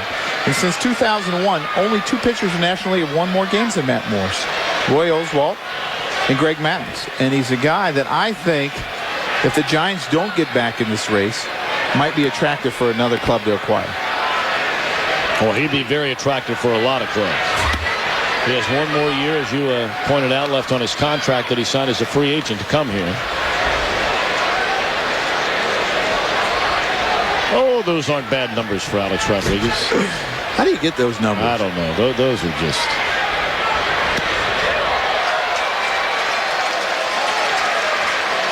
And you don't see a lot of big swings from Alex Rodriguez like that. That's one thing that you don't see. He usually stays within himself, and he'll hit the ball out of the ballpark all over, but you see the big swing, and that's kind of unusual. 2-2. Trying to blow him away with a fastball. And when I watch Jonathan Sanchez pitch, that's the one thing. You look at this young Giant fan. That's how you get brainwashed as a kid. I know that happened to me, and growing up in Peoria, is you get brainwashed to be a fan of one club. But it appears that sometimes to me he'll get under his fastball. And I think it's because he's trying to overthrow, trying to throw too hard. And that's where he gets in trouble. Alex Rodriguez, childhood nickname Cheech from Cheech and Chong fame. Of course, he grew up in Miami, rooting for Dan Marino. And apparently is crazy about that Pat Riley book, The Winter Within, Jay-Z, his favorite musician. So you get to know Alex Rodriguez. And there's ball 4. It's been a remarkable year on the field, rather unremarkable off the field for Alex Rodriguez. But the numbers are just staggering what he is doing so far this year. And really, it was an extremely quiet month of May. It really was. I think he only had 11 RBIs in the month of May. He had 34 in April, and he's got 30 already in June. And for Alex, you know, he's taken a little bit different approach. He has not made himself as accessible to the press. He's taken the approach that, you know what, I'm going to worry about baseball. I'm going to stop trying to please everyone, because it seems like when I do try to say the right thing, I end up saying the wrong thing. So I think for Alex, he's taken a great approach, and that's one of the reasons he's having such a great year. Well, he got a great jump. Throw down a second, they're not going to get him. Rodriguez with his 9th steal in 11 attempts.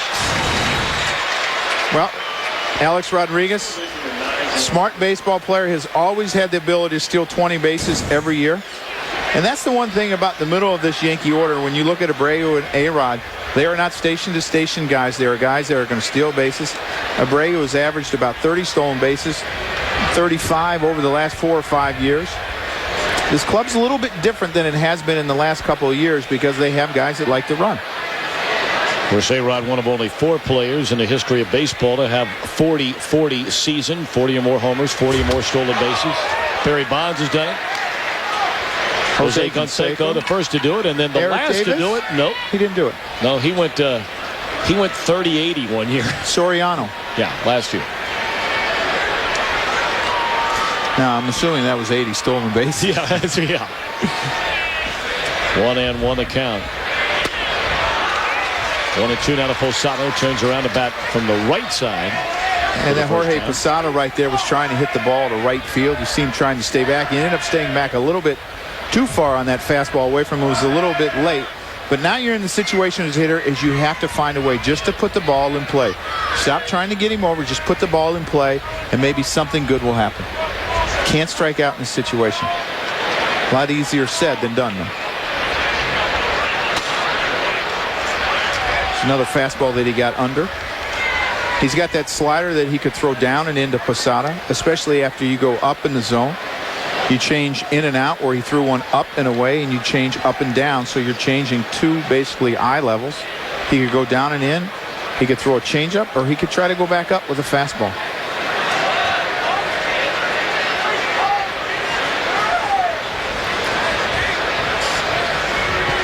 If I'm Jonathan Sanchez in this situation, a young pitcher, I'll probably listen to Benji, because Benji's been playing against these Yankees a long time, being in Anaheim and the LA Angels, both. He was on both clubs.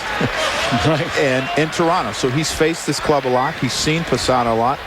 Follow your catcher in this situation.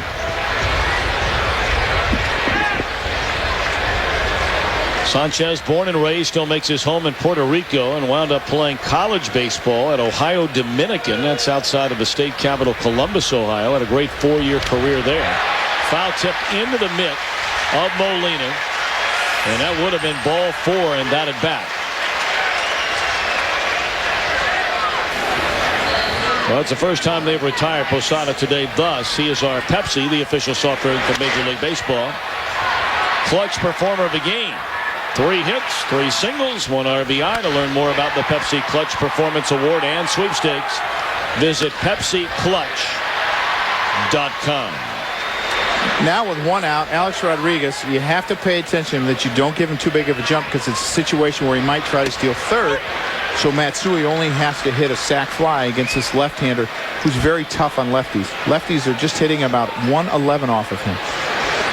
That is a part of baseball that seems to be going by the wayside that you just cannot put enough importance or emphasis. The steal of third.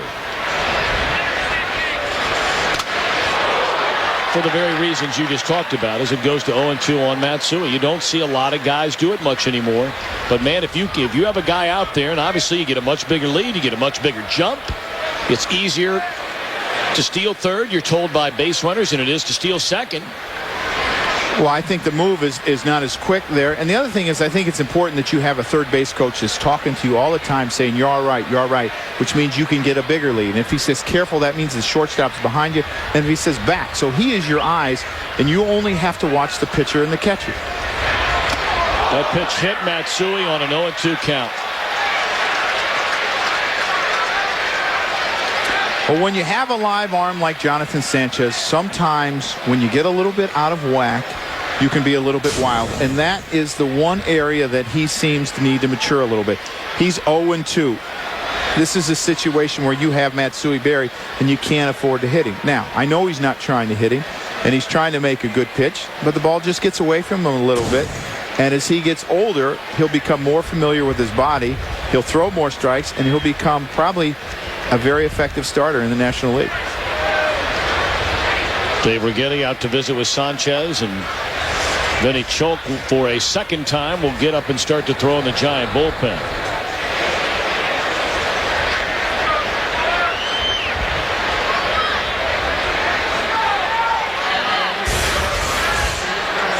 Look ahead to next week, a big matchup.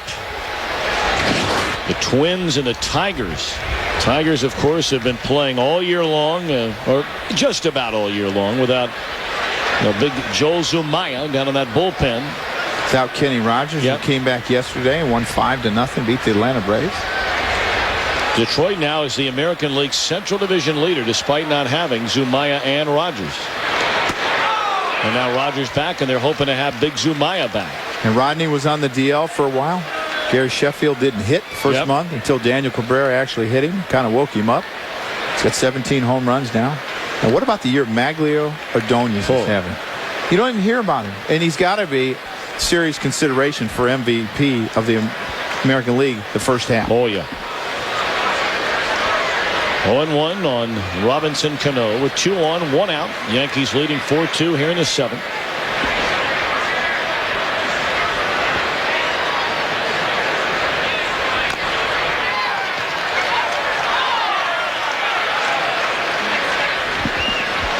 Ron Wotus is the acting manager now for Bruce Bochy. He's alongside the pitching coach Dave Righetti. Miguel Cairo is in the on-deck circle. The Giants trying to keep it a 2-run game here in the 7th. Brian Bruni begins to throw now in the Yankee bullpen. Well, he just abused Cano in that at bat. Well, that's the thing about Jonathan Sanchez. He's got great stuff. It's the walks that have hurt him a little bit this year, but they are really excited about him. You see this, and I had talked about he throws across his body, gets that good angle, and you know what? You don't see left-handers' rear really stay in there. They're saying, I want to stay in there, I want to stay in, and they kind of pull out, and that front hip opens up, and it makes them vulnerable to the ball away. There's Bruni. He's having a really solid year down in that Yankee bullpen. A guy who originally came up in the Arizona Diamondbacks organization. Suffered through some terrible injuries. Yankees gave him a chance, and it's paying big dividends.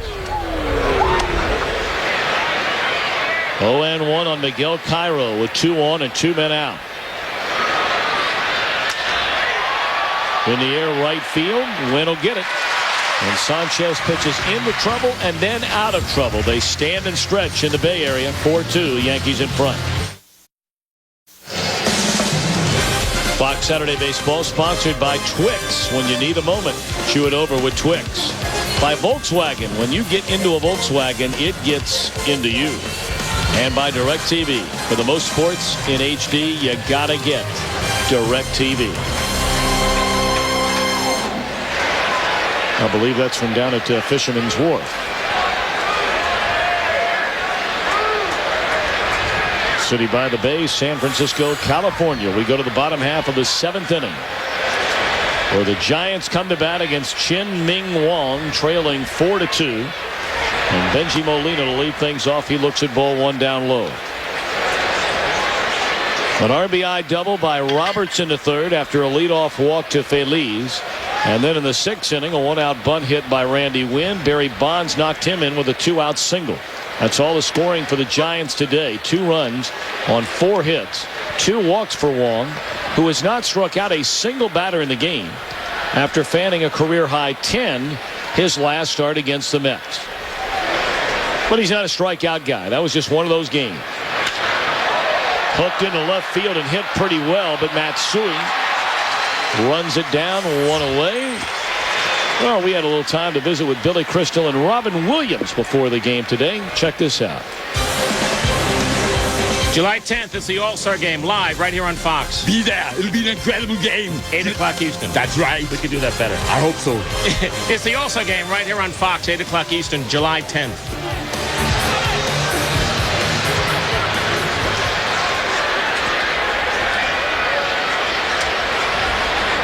I had a chance a couple of years in a row, a huge event in Phoenix, Arizona every year. It's called Fight Night. And of course, Muhammad Ali is there every year. Last year's event raised over $8 million in one night. Billy Crystal and Robin Williams are there every year. Muhammad Ali is there. And at the last second, Larry King had to, as this one is hammered into left field, and it is long gone. A home run by Pedro Feliz. And all of a sudden, it's a one-run game.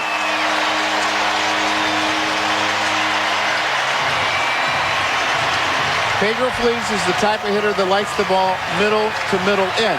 He's very susceptible to sliders and when you can expand in the zone to him. But here's a guy that over the last 3 years has drove in more runs than any San Francisco Giant. Over 20 homers and 80 RBIs the last 3 years. This is a fastball that's just down in the middle of the plate. And he hits it a long way. So just like that, all these wasted chances for the Yankees, who have left 10 men on base. They've out hit them 13-5. And it's only a one-run spread in the only category that matters.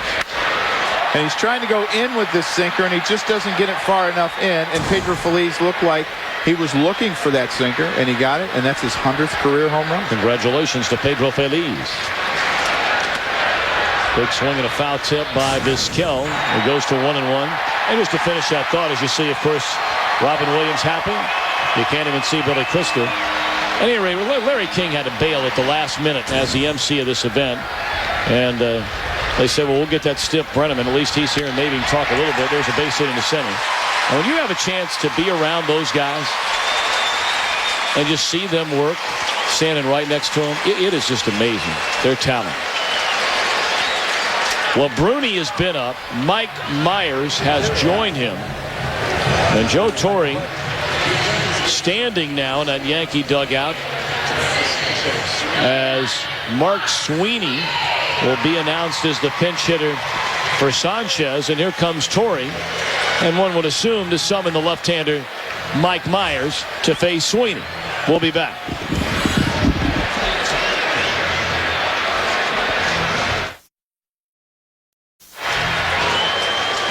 4-3 ball game. Yankees in front by a run with a tying run on at first base. Mark Sweeney announces a pinch hitter. Thus, Mike Myers from the pen. What you're going to see from Mike Myers is you're going to see a submariner from the left-hand side. Does not throw very hard. He'll throw maybe 80, 81 miles an hour with the sweeping slider.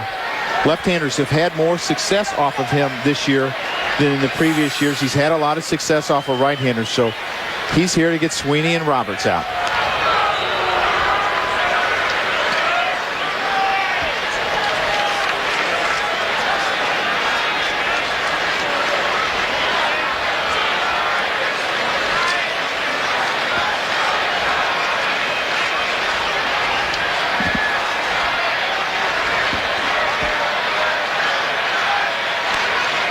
Sweeney squares around a bunt. And I am sure that is not why Bruce Bochy sent Mark Sweeney to the plate. You see Ron Woodis, the interim manager for the day, as Bruce Bochy got thrown out, and but he looked a little confused himself. Bochy still sent him up there. Absolutely. Are you kidding me?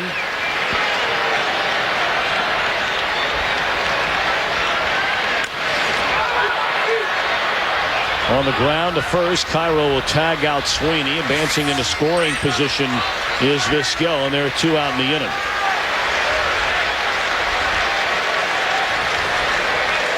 Myers will stay in the game to face a left-handed batting Dave Roberts. And before Sweeney, I'd said that Myers had a lot more success off of right-handers, which is very unusual. Left-handers were hitting .313 off of him this year, while right-handers were only hitting .169. And to me, that tells me that his slider doesn't have that sweep that it's had in the years past. Part of that could be because his velocity's down a little bit. But it's still a very strange look for left-handers to see someone like Mike Myers, and that's why Joe Torre brought him in. Now, you had talked about base runners don't steal third as much as they used to. The man on second base, Omar Vizquel, he does, and he is a pest. I always thought that he was very good at distracting pitchers, infielders. He's stolen third base 84 times in his career. What does the steal do here? Well, it allows Dave Roberts to bunt and get on if he's able to get to third base. You don't need a single to drive him in. You can score him in a lot of different ways, even though there's 2 outs, if he can get to third. And it looked like he almost took a chance there.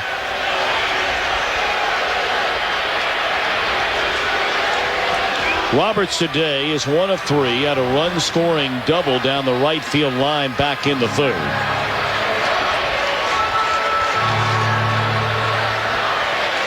The Giants down a run. They've been out hit today 13-6. The Yankees have left 10 on base, and that's in 6 innings. Back in the fourth, they went down in order. 2-0 pitch taken, a called strike. Bruni is ready. Randy Wynn stands in the on-deck circle. Randy Wynn, switch hitter, hitting .265 off of right-handers and .346 off of left-handers. So if they get the Randy Wynn, you'll probably see Joe Torre bring in Brian Bruni.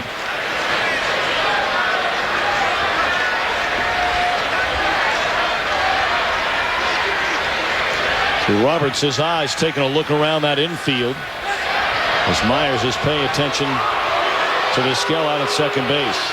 Well, and there's the situation, Joe. You know, if I'm sitting here in the dugout there with Joe Torre, I'm saying, who cares about Omar Vizquel? Just get Dave Roberts out and let's move on. Well, I think they're concerned about Dave Roberts then being allowed to lay down a bunt. But I think it's Derek Jeter's responsibility to hold him up. And sometimes what you do is you don't look at it. You come up and you just go and don't worry about it. And sometimes that will confuse the base runner when you don't take a look at it. Change your looks, and it's hard for him to run.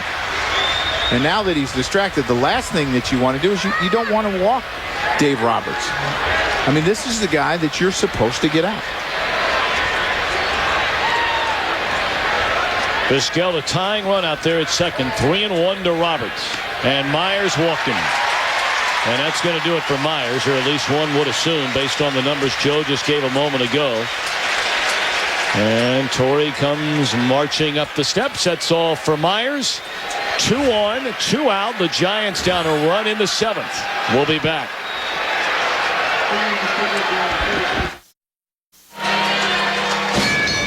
Right here, San Francisco, July the 10th. Fox brings you full coverage of the Major League Baseball All-Star Game beginning at 5 Eastern, 2 Pacific. We'll have live coverage of batting practice on FoxSports.com and MLB.com. Then at 7 Eastern, 4 Pacific. Turn to FSN for the big red carpet show presented by Chevrolet. And then at 8 Eastern, 5 Pacific, turn to Fox for the 2007 Major League Baseball All-Star Game in high def. Tuesday, July the 10th, right here on the Fox networks. Randy Wynn digging in with a tying run at second, a lead run at first, 2 out in the Giants 7th, and Brian Bruni now on the mound. And for the Yankees, Bobby Abreu throws pretty good in right field. Melky Cabrera throws excellent in center. And Matsui, even though he doesn't have the strongest arm, he's accurate and gets rid of it fairly quickly. So a little surprised that Hideki Matsui is as deep as he is in left field. I think he could probably come in a little bit with Randy Wynn. But the Yankees, they all throw pretty decent in the outfield. And there's a base hit into center field. Rounding third and coming in to score is Vizquel. On to third goes Roberts. And Wynn delivers to tie the game at 4.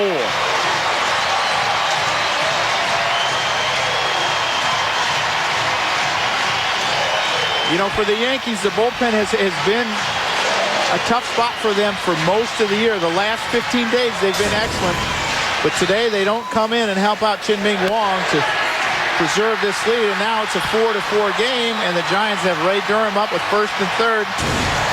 And for the Giants, they've done a good job of sticking around in this game. They could have folded up early when Matt Morris gave up so many hits, but Matt Morris made a lot of big pitches to get out of the big inning when he had to, and he kept his club in the game. Jonathan Sanchez, excellent job in an inning and a third. Now Durham with a chance to give the Giants the lead for the first time today.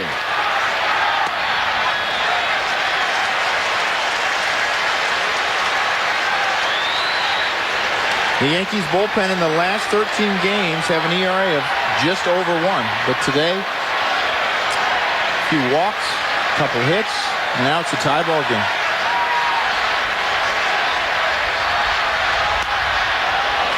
Good pitch in on the hands of Durham there, and it swung on and fouled back out of play. 1 ball and 1 strike.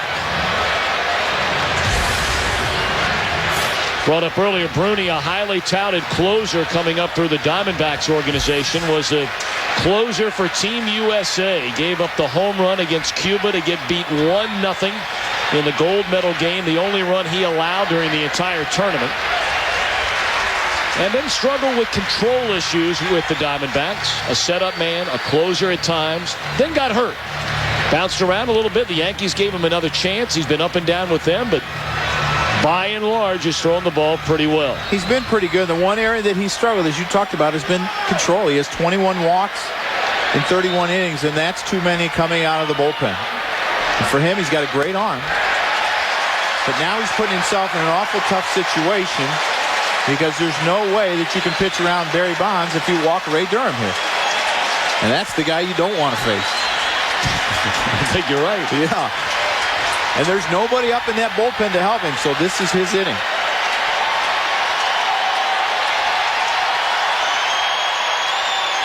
Omar Vizquel's trying to distract him on third base. You see him jumping around on third base a little bit. Oh, that's actually Randy Wynn. Roberts.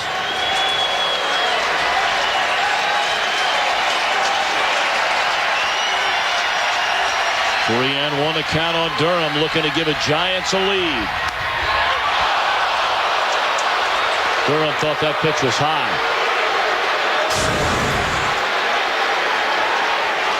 Looked like Ray Durham tried to duck that ball. Brian O'Nora, that ball's just above his waist. I think it's a strike. He thought it was a little up. Brian O'Nora did a good job not showing any emotion there because he made a hand signal. And that's sometimes a concern that you're showing up an umpire. 3-2. And they are loaded for guess who?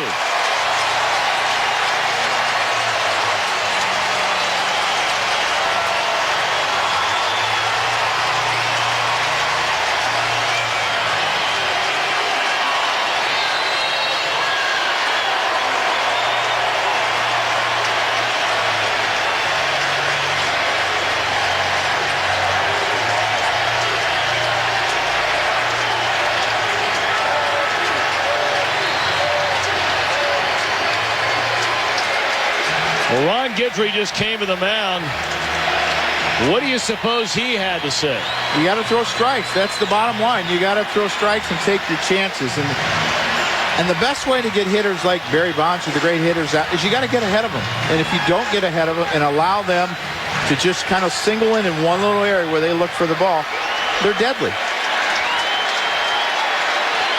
749 career home runs for Barry Bonds. He has him loaded with 2 out in a 4-4 game.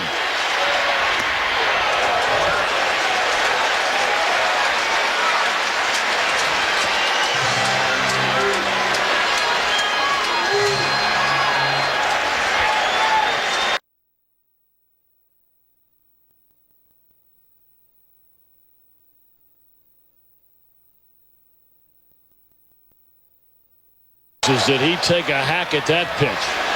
Oh, for Brian Bruni, he gets away with this pitch because it's up in the zone, and Barry is not going to catch up to this ball.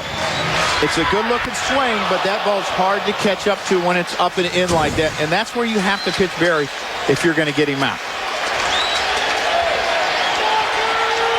Bases loaded, a 4-4 game. We're in the bottom of the 7th inning. 2 are out. 1-1 to Bonds. Chase at 95 feet up again and can't get it.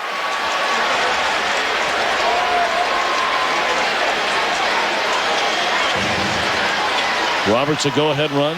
Wynn is at third. Durham drew the walk to load him up for Bonds,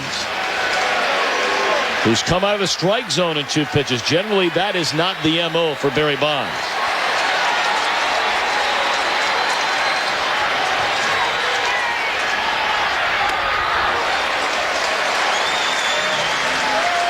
Obviously, the count can go to 3-2. That is not what Brian Bruni has in mind, and this should be the action pitch right here and right now. I've always been amazed at the type of eye that Barry Bonds has. You know, with all the home runs that he hits, how he's able to see the ball and not swing at a lot of bad pitches. He's chased a couple pitches here in this AB, but it's amazing. Took a close pitch right there. All righty. 2-2 game. Or 4-4 game. 3 balls, 2 strikes. They're loaded with 2 outs here in the 7th.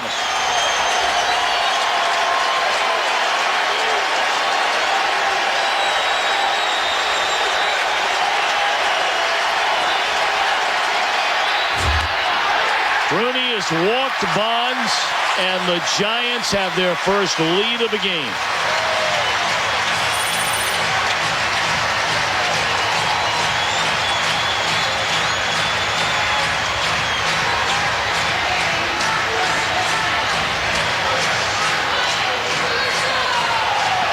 You look at the pitch sequence on Barry Bonds. He throws him a fastball in off the plate. Pitch number 1. Trying to go in. He goes up and in and gets Barry to go after it. Then he gets him to chase this pitch up and away. Now this is when Barry Bonds gets good. He takes ball 2. A close pitch down and in. Another close pitch down and in. Ball 3. And then the pitch that he swung at 1-0, he takes for ball 4. Base is still loaded. Now a 1-run lead for the Giants, and that's going to do it for Mr. Bruni. He faces 3 batters, allows a single and a pair of walks. And back to the bullpen goes Joe Torre. We're still in the 7th. The Giants have scored 3 to take a 1-run lead.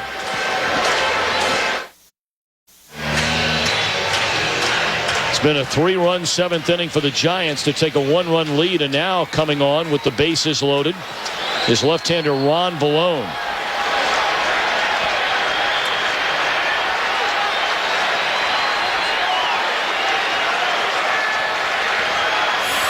Klesko, the 9th man to bat in this Giants 7th. And first pitch, Hacken fouls it straight back.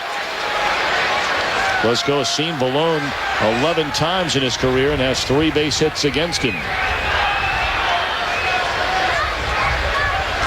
And it seems that Ryan Klesko against left-handers is not so pull conscious. You see that he cuts down on his swing a little bit. Vallone does not have a big breaking ball. His at-bats a lot of times seem that he'll grind him out more. It's a tougher, he'll give that pitcher a tougher bat because he doesn't overswing against lefties.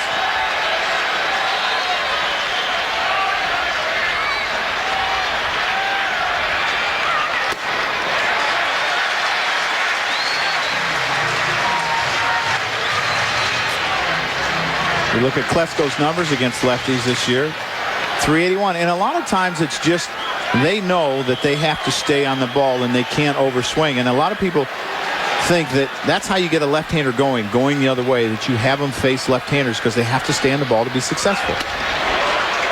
But, you know, when you look at total numbers of at bat, again, you know, for Klesko, he gets a lot of days off against left-handers. Don't be fooled. This guy's a .230 hitter in his career against left-handed pitching.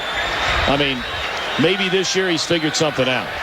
Well, sometimes being around a guy like Barry Bonds, talking a little bit different approach can help a hitter, and that's why it's important that hitters communicate.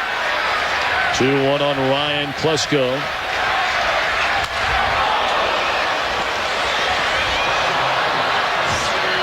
Goodness gracious. Oh, give me a break. Baseball, you scared me. Well, where were you going? Well, I was watching you. Were going that way, and I'm going this way. You know, a ball just almost came up in the press box, and Tommy pushed back, and you see he's trying to go away. And when you miss, you better miss by 16 inches in this league, because if you miss just out over the plate, those are balls that hammer. But when you miss by that much, it's hard for a guy to put a good swing. But, Tommy, I mean, you were pushing back in your chair. You scared death of a little guilty. baseball. 3-2 to count on Klesko. Well, this is hard to watch. I mean, for Joe Torre and Ron Gidget. Well, this has been the difficult part. They've had 29 starts by rookies. This bullpen has been overworked. And now that the starters are starting to line up, it's important that the bullpen gets going, and they have the last 13 days. But today, it's been tough. 3-2 to Klesko. Runners get started. Payoff pitch. Another foul ball back out of play. Klesko, could we get you a glove or something? So maybe a mask, a catcher's mask, so you feel a little bit more comfortable? I have seen our old buddy Ron Santo break fingers trying to catch balls up here. I mean, I'm trying to watch a ball game here. We're not handed a glove. I'm bringing one. I'm bringing. Are you in Detroit next week? I'm bringing one.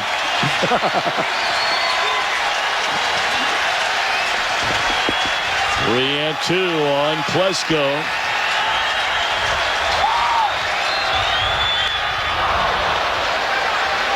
And he's still hanging around. Well, you look at the overall numbers this season. Back what you were talking about, overworked early. They've been better lately as the starting pitching has gotten better. But these numbers still do not lie. These are American League ranks here. And, you know, it hasn't been the hits that's killed them. It's been the walks. They are 13th out of 14 teams in walks per 9 innings. Those are the extra base runners that have killed this Yankee bullpen. It's almost like they're afraid to pitch to contact. He's pitching this at bat to Ryan Klesko. And he pops it up. Will Valone get the final out? It appears he will. A-Rod in foul ground, and that's that. So Valone takes care of Klesko. Giants take the lead. It's time now for the DirecTV game break. Here's Jeannie, Kevin, and Gracie. Oh, yeah.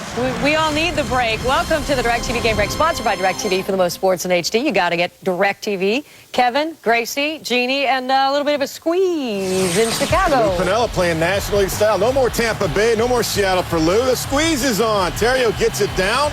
You can't hit 98. This is where you beat this guy, Bobby Jenks, the most reliable reliever for the Chicago White Sox, Mark. And all it takes is a couple of runs to beat this White Sox team. That offense continues to pollute the Windy City. Stink it up the city. How about Justin Verlander? 2 starts away from his no-hitter. I mean, that's gas. 99 and easy, Mark. Hard curveball. This is the pitcher, Kyle Davies, taking one right here. Unfair. Verlander, you would never do that to yourself. Remember, you may have to hit someday.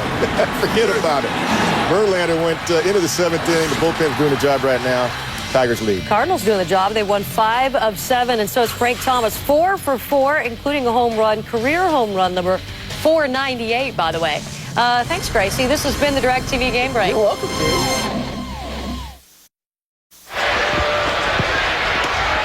Johnny Damon to pinch hit to start the Yankees' 8th inning, hitting for Ron Valone. The Giants score 3 in the 7th to take a 5-4 lead, and now Kevin Correa, who's been outstanding out of the Giant bullpen, jumps ahead of Damon, who's been injured by and large the entire year. Well, it started with a calf on opening day, and then it kind of moved to his back. Now it's a rib cage problem. He's had a lot of problems with his legs and his back, and a lot of times it's related, that back problem in the legs. Shattered bat roller at Durham. Damon retired.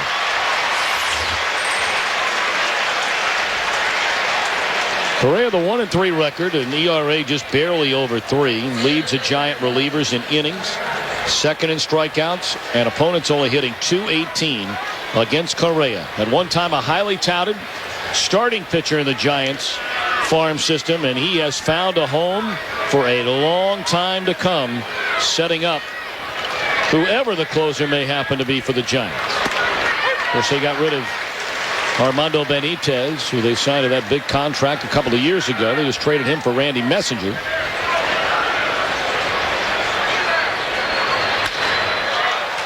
Lined into center field, a base hit by Cabrera. Cabrera 3 hits today. Of course, for the second straight day, fouled a ball off his foot. And we wondered if he was even going to stay in this game. Well, he did take the guard from Robinson Cano, who kind of made a joke when he came in the 4th or 5th inning. Posada giving him a shin guard to hit with after hitting a ball off his foot yesterday, the same foot. He took the advice from his buddies and wore a shin guard, and look what happened. He didn't hit one off his foot.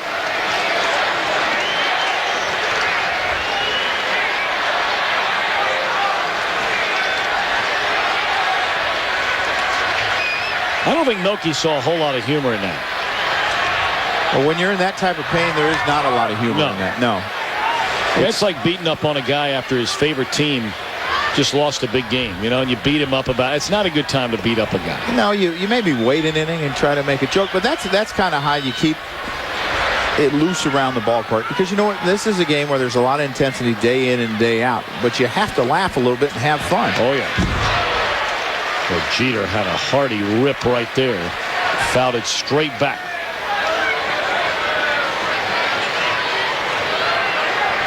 And he's banged up as well. It looked like that maybe a hip flexor was bothering him, that he hurt diving into second base in the first inning. You got Johnny Damon beat up. A 25-game hit streak for Jeter is an interleague hitting streak. He's at 17 games overall with this hitting streak after the double his first at bat today.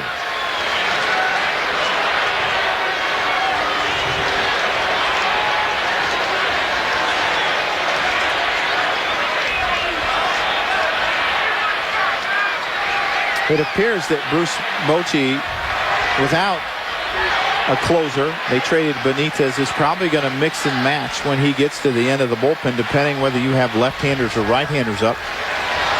Kevin Correa coming in to face the right-handers. Did he go around? They appeal. No. Crowd can't believe it.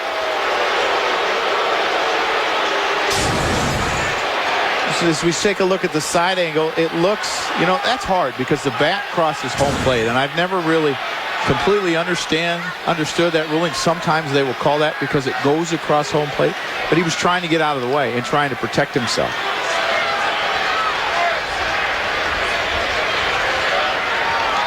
One and two on Derek Jeter. Kevin Correa, who has the good slider after going up and in, is probably Benji Molina's thinking of throwing this slider down and away to see if you can get him to expand his zone. He won't expand a lot in his zone down and away unless you throw him inside. And that's what they just did, and now he's susceptible to that. Or maybe a hard fastball down and away as well. Well, what do you think? You start a runner here? I mean, you're down to the count, 1 ball and 2 strikes. There's already 1 out in the inning. Perfect world, a base hit. You get Cabrera to third if you're Joe Torre right now. What do you think, Mr. Girardi? Well, I think I would start the runner at some point, try to let him pick a pitch, and I'm sure that's what he's letting Milky do. If Milky doesn't get a good jump, I tell him, don't go. You get a good jump, go ahead. You change your thinking now, 2-2? No, because Correa, you know what? He's pretty quick to home, and you have to have a good jump, and you have to have a good read. And the one thing that you don't want to get in a situation is if Derek Jeter makes an out, it's not so bad to have that hole open between first and second with Bobby Abreu up. So unless you have a great jump, you don't go.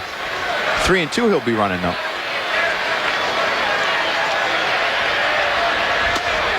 Cool. That looked like a pretty good pitch right there by Correa. And it's important that Kevin puts that pitch behind him and makes a good pitch here. He thinks that he throws this strike inside. Molina does a good job of framing it. You see Molina try to bring it back. But it's important put that pitch behind you, and you got to make a good pitch here. And we certainly suspect, as you pointed out, that the runner will be going here with one out on a 3-2 count to Jeter. Cabrera held on over there at first by Klesko, and there he goes. Swing and a miss, strike him out. And the ball is into center field, but Cabrera, just now realizing that, springs to his feet and advances on to third. Jeter really helped out Correa there. That was ball 4. The Yankees have a tying run at third with 2 away in the 8th inning. Well, Correa has a very live arm, and his ball will sink, it will run, and he strikes him out up in the zone. It's not a pitch that Derek Jeter chases very often, but here's a situation where you don't know these San Francisco pitchers very well. Melky Cabrera does a good job of looking in to see if Jeter makes contact, realizes the ball gets away from Vizquel, and now gets to third base. Ron Wotus going to come get Correa and bring on the young left-hander Jack Tashner to face Abreu.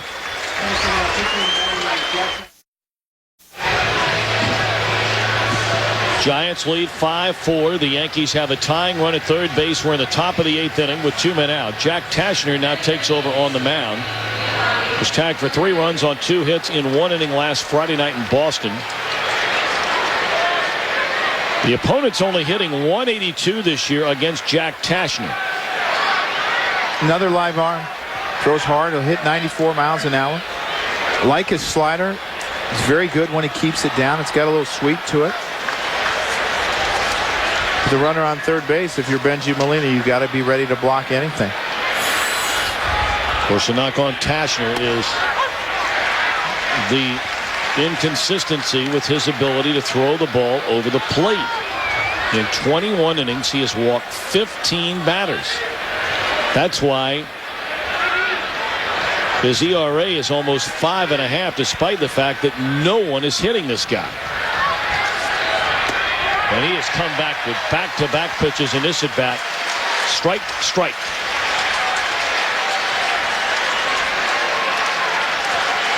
Threw a good fastball down and away, and then threw a breaking ball. Not a great breaking ball, but because he changed speeds, Bobby Abreu hasn't seen him, he got away with it. Now this is where he needs to put him away. Don't waste a lot of time. Good breaking ball there. Because the more pitches that Bobby Abreu sees, the better chance you're going to make a mistake, and the more comfortable he becomes with your motion and what you're throwing. So try to put him away right away. Well, you talked about Abreu, and since getting healthy again after getting injured in spring training, he has really kicked it into high gear here in the month of June. Today, Abreu 1 for 4, doubled and scored back in the 3rd inning. Tying run at third, 2 out. 0-2 to Abreu. Struck him out on another breaking ball. And Tashner slams the door on the Yankee threat in the 8th. Cheaters out.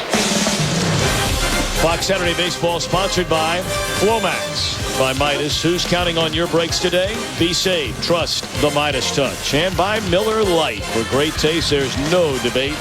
Miller Lite, always a good call.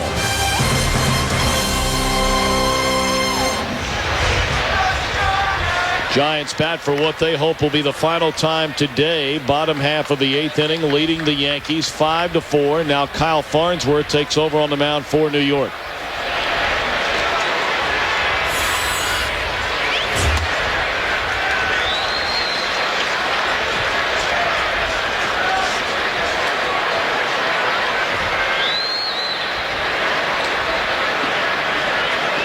Derek Jeter must be in a lot of pain. If he came out of that game, Miguel Cairo went to short, Andy Phillips came in at first.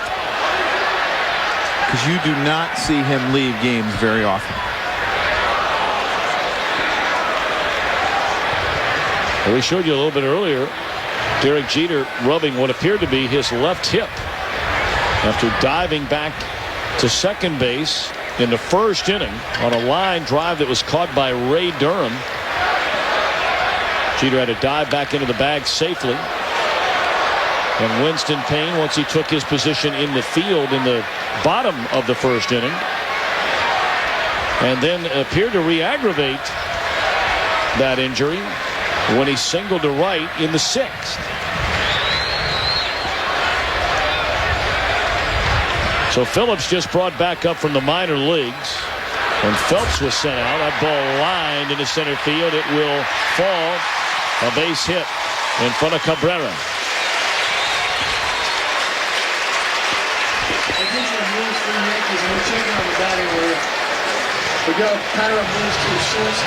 Here's our game summary brought to you by Flomax. Derek Jeter's hitting streak goes to 17. That didn't take long. A double in the first inning. A-Rod been wearing it out. He had 3 hits, was on base. Had 4 hits last night, was on base 5 times. And Barry Bonds, the go-ahead RBI, drawing a bases-loaded walk in a 3-run 7th. Feliz lifts a fly ball to right. 1 away.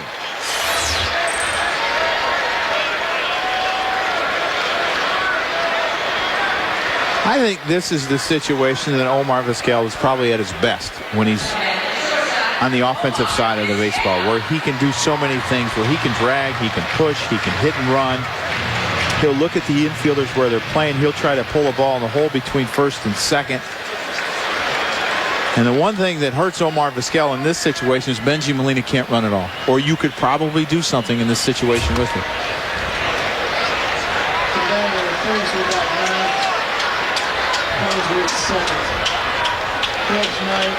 First base, Bosworth second, pitching,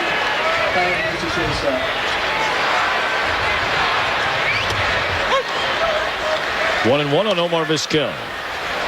Vizquel was quoted in the local papers today when he was asked about being traded at the deadline. He said, if I can go somewhere and play every day to a contending team, no problem. He said, but I don't want to go to a contending team and sit on the bench. It's really hard. We were talking about all the outstanding young shortstops, primarily in the National League. It's really hard to find a fit out there, to be honest with you, for Omar Vizquel among all the contending teams in baseball right now. You know, not only about who needs one, but who could afford to pay him even over the final 3 months of a year. You know, the one team that comes to mind to me is Houston, because their shortstop just broke his leg. He's probably out 6 to 8 weeks. Adam Everett had the collision with Carlos Lee in left field. I mean, so maybe that's a fit. But Houston, even though, you know, they're not completely out of it, hasn't shown a ton of signs of getting back in the race. And then you look at all the teams, and there's not a whole lot.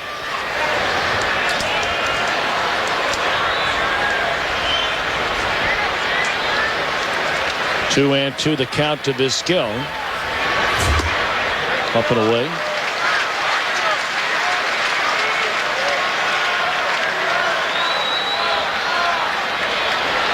You know, it does make you wonder, and certainly Vizquel has always been a character guy, but you know, sometimes when you read comments, and I wasn't there when he made the comments, but those at least that were quoted to Vizquel in the paper today, I think some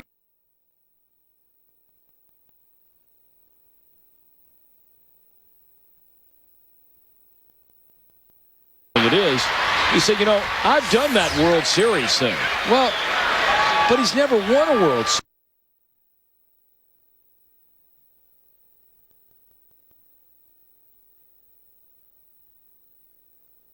Today, I want to play every day, and I don't want to go to a team, even if they have a chance to win a World Series, if I'm going to sit on the bench. Well, I think you have to look at that. And the only thing that you could maybe take from that is the record that he's trying to reach, is most games played at shortstop. And he's 99 behind Luis Aparicio and just a few behind Ozzie Smith. So he's thinking if he plays every day this year, he might need 20 to 25 next year to possibly break that record. Swing and a miss. But then, you know, you say that, and here's a point I'm getting at. Is Shearholz is now the pinch hitter. Nate Shearholz. They like the way this kid swings the bat. They just brought him up from AAA Fresno. You know, here's the only thing, Joe. You know, if somebody wrote, or if we said on the air, you know, Omar Vizquel is a selfish guy, he's going to get upset about it. Right. But he's the guy that basically said something, which if you just read it, and again, I wasn't there, and I don't want to sit there and act like that's what he meant. But if you read that, you say, that's exactly what it is. And from being around him, playing against him, that would be the last thing that I would say about Omar Vizquel, that he's a selfish player, because he's a player that over his career has had more sacrifice bunts than any active player in baseball. Right. He does all the little things that it takes to win, and it's just somewhat surprising to hear him say that. Gone swinging, Shearholz. We're on our way to the 9th inning. A-Rod will lead it off. The Yankees only down a run.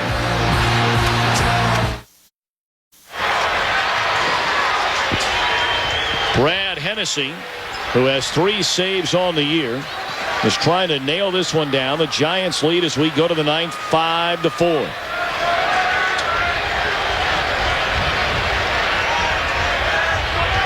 Hennessy 3 of 4 in save situations this year.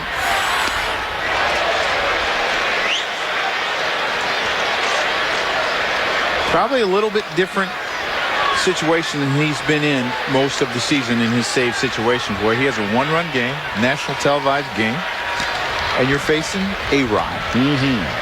Who's been real good in some 9th inning at bats this season. Yes, he has. 1-0 on Alex Rodriguez.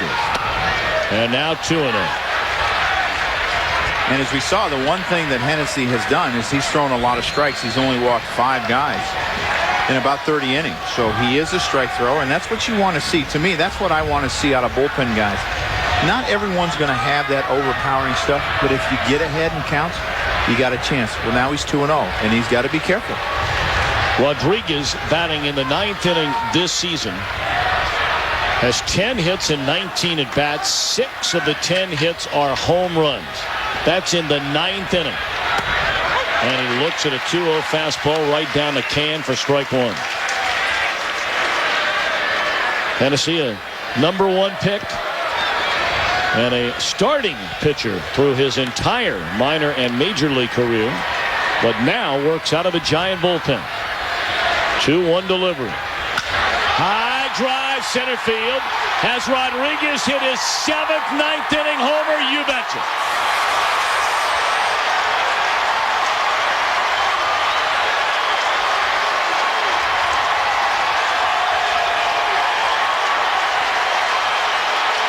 Well, obviously the month is not October, but in clutch situations this year for the Yankees, A-Rod's been pretty good. Great players do great things, and he's done it all year for the Yankees. He's hit grand slams in the 9th inning to win games, and he just hit a home run, his 28th of the season, to tie this game up. Holy Moses. Is this guy rolling?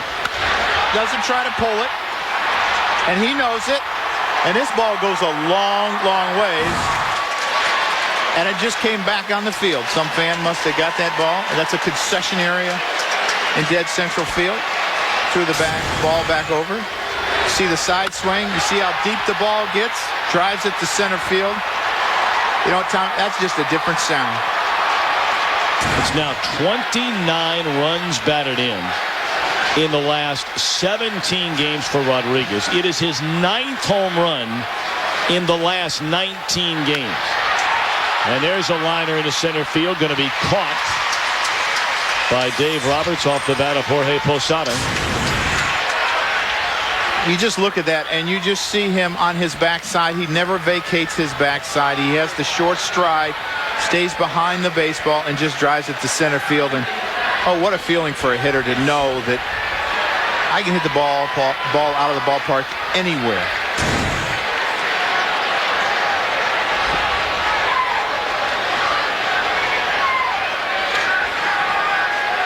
One away, a 5-5 game here in the 9th inning. And a home run by Alex Rodriguez. Pretty good swing through San Francisco for Rodriguez. 4 hits, was on base 5 times last night. Today, 3 hits, has been on base 4 times, has knocked in a run, and scored 3. You know, when they leave the Baltimore Sunday night, they better make sure that he gets on that plane. He's going to want to stay here. Knocked down, and very close play at first. We talked about Rodriguez in the 9th inning. Let's start the first week of the year against the Orioles. A walk-off grand slam off Chris Ray. April 19th against the Stride. 3-run home run by Borowski against Borowski. Game over. June 3rd at Fenway. Tie-breaking solo home run off Papelbon.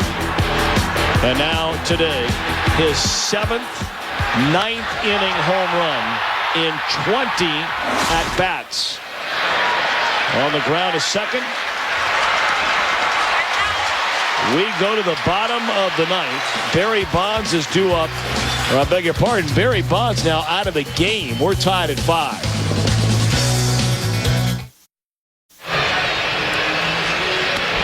But for the bottom half of the 9th inning, and we remind you, the Boys and Girls Clubs of America is the official charity of Major League Baseball. Together we create a positive place for kids, and what's more important than that? Alex Rodriguez, a game-tying home run, leading off the 9th inning off Brad Hennessy.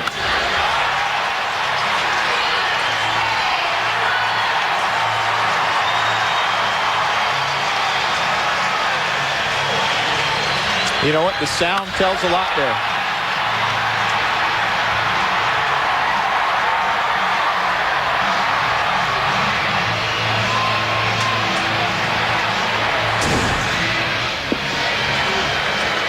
Taking over on the mound now for the Yankees is right-hander Luis Vizcaíno. He came over in the Randy Johnson deal from Arizona during the offseason. And Vizcaíno's starting to get his act together. This guy's too good to be struggling the way he has the early part of this year. You know, the difference that I've seen in him is, and he was really overworked. He was in 15, I think, of the first 21 games when the starters were struggling so bad for the Yankees. But he's gotten the ball back down in the zone, and he's a sinker baller, and that's where he needs to be effective.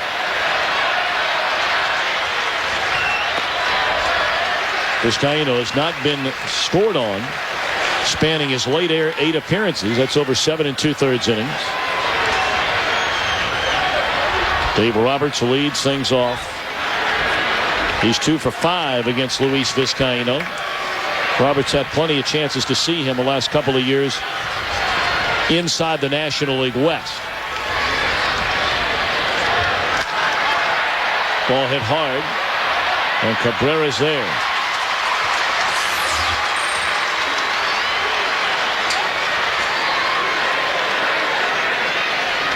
Well, we mentioned the name Randy Johnson. He was on his way to putting it all together, it looked like, again this year after starting the season following the back surgery on the DL. The big unit was rolling. Up until now, some back problems have flared up for him, landing him on the DL, but they think he's going to be fine and no further troubles. We'll see about that. But Johnson looked great. Healthy again. Obviously, he's so important, especially as tight as the race is in the National League West with the Dodgers and the Padres and the Diamondbacks. It seems like they're flipping positions every day. And you got to throw Colorado in that mix now. I mean, they have been the hottest team in the National League for the last month. And they went into play today only 4 behind the division-leading Dodgers. Although Colorado lost today again at Toronto after losing a heartbreaking game last night. That was a game where they scored 2 runs to jump in front in extra innings, and then their normally reliable closer, Brian Fuentes, gave it up. Blue Jays scored 3 to win it. Those seem to be the hardest losses to come back against, those ones that you blow late in the game. Saw Chalk again, up for the 3rd time today in the Giant bullpen.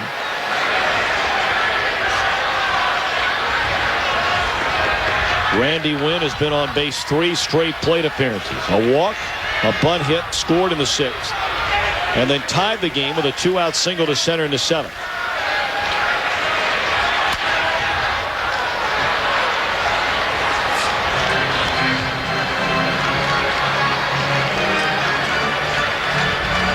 When you're going through what the Giants are going through right now, where you've lost 8 in a row, you're saying, well, that figures. They scored 3 runs in the 7th to take the lead. Don't give them anything in the 8th. And then in the 9th, the first batter ties the game. And they're 2 away in the Giants' bottom of the 9th. And I think the thing that you worry about if you're the Giants, when you've lost 8 in a row and you have the lead and you lose one in the 9th and then maybe you lose an extra innings, you worry about that carryover effect. The next day, next week, you're playing Arizona and San Diego, division rivals that you have to beat to get back in this race. It can become a long homestand.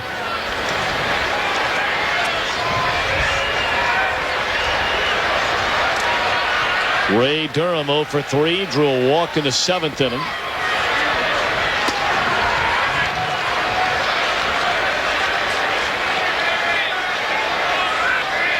Neither one of these teams especially good in one-run decisions. The Giants 9 up, 13 down. The Yankees are 4 and 11.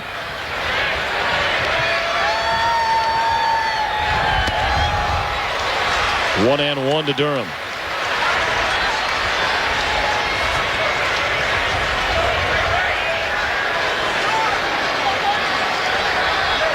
I mentioned earlier that in the top half of that 9th inning, Bruce Bochy took Barry Bonds out of the game for defense.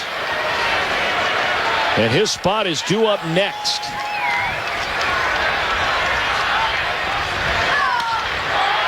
Off the end of the bat, fly ball to short right center. And we're on our way to extra innings, where the Giants are 3 and 5. The Yankees are 2 and 1.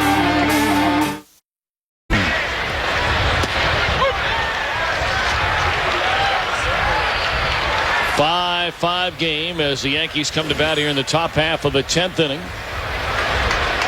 Brad Hennessy still on the mound. He allowed the game-tying home run to Alex Rodriguez leading off the 9th.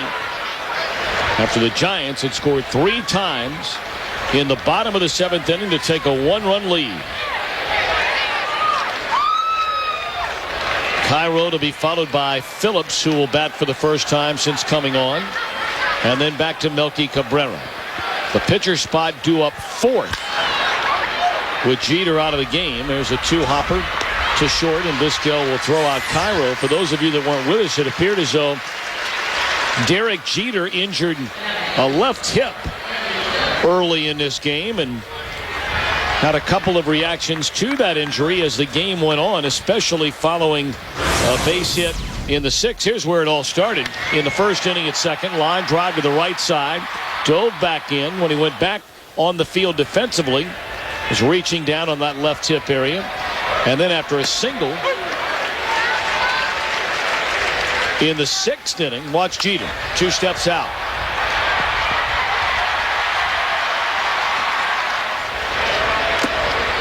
And it looked like when he pushed off to go back to second base, his left foot gave out a little bit. And that little slip could be what aggravated that hip muscle.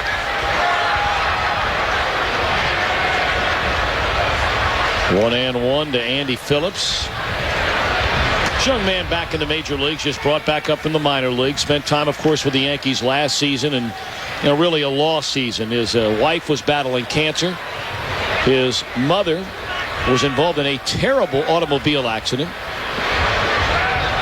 And I think every man can certainly appreciate that. I don't care what you do for a living and going to your job. If your wife has cancer and then your mom is really hurt, it is hard to stay focused on anything except for those 2 ladies, the most important in your lives. And the interesting thing is that he was home during spring training visiting his mother, and his mother told him it was time to go back and play. And he didn't get a lot of opportunity in spring training. Josh Phelps made the club out of spring training, is now with Pittsburgh. They picked him up off waivers. But you talk to anyone about Andy Phillips, and they will talk about his character first. What a guy.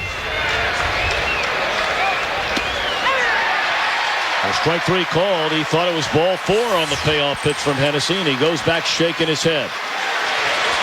Well, it looks like a perfect pitcher's pitch from Hennessy. A fastball that's down and away that comes back. Molina, we talked about, I think he's underrated defensively as a catcher. Does a good job of framing that. And I think his best part of his game defensively is calling pitches and pitch selection. And you look at the Yankees, they got 15 hits and only 5 runs. I think part of that's because of him. You know, the other thing is Yankee team is not doing as much of Joe, and you see him obviously a great deal as one of their local broadcasters. Is it today anyway? You know, normally you see the Yankees with this number of hits, and generally it's going to be, you know, throw in 7 or 8 more guys that walked in the game. That's not been the story today. Only 2 walks drawn by Yankee hitters, and one of those walks an intentional walk. Cabrera gone swinging. A perfect inning. We head for the bottom of the 10th after this word from your local Fox station. Bottom of the 10th inning upcoming here at AT&T Park in San Francisco. Well, this was supposed to have been Barry Bonds' spot in the batting order.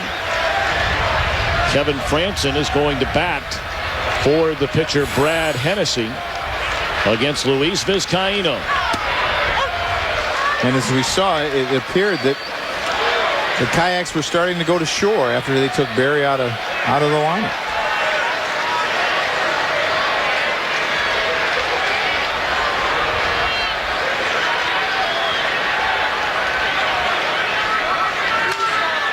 Jam shot pop up down the right field line. Cano able to make the over-the-shoulder play for the first out.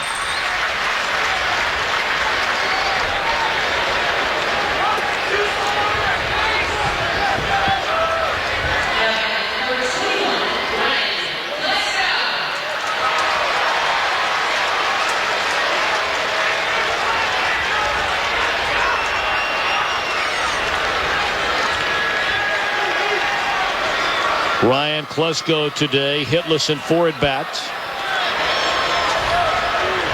He made the final out in that 3-run 7th inning with a pop-up to Rodriguez, leaving him loaded. And he pops this one up. Here's a tough play you talked about for a catcher, and Posada just does make the catch. That ball was trying to roll out of his glove. If you take a look at this replay, you see this, he's blocking the sun with his glove, and then he has to take the glove away from his eyes, and he almost drops this ball. And that's the tough one, the one that's out in front of home plate, where you have to go in front of home plate and get your back to center field, because when the ball is popped up to a catcher, it's going to come back to you. So you have to get your back out to center field so the ball is coming back to you, not away from you. I hated pop-ups. It was the one part of the game that I hated. Benji Molina now the batter. And Vizcaíno deals ball 1 low and away. 5 runs, 15 hits for the Giants. 5 runs, or for the Yankees, I beg your pardon. 5 runs, 8 hits, and an error for the Giants. The Yankees have left 11 men on base. The Giants have stranded 7, and 3 of those were in the 7th inning. High fly ball in the left center field. And Matsui is there, and we are off to inning number 11. A 5-5 affair.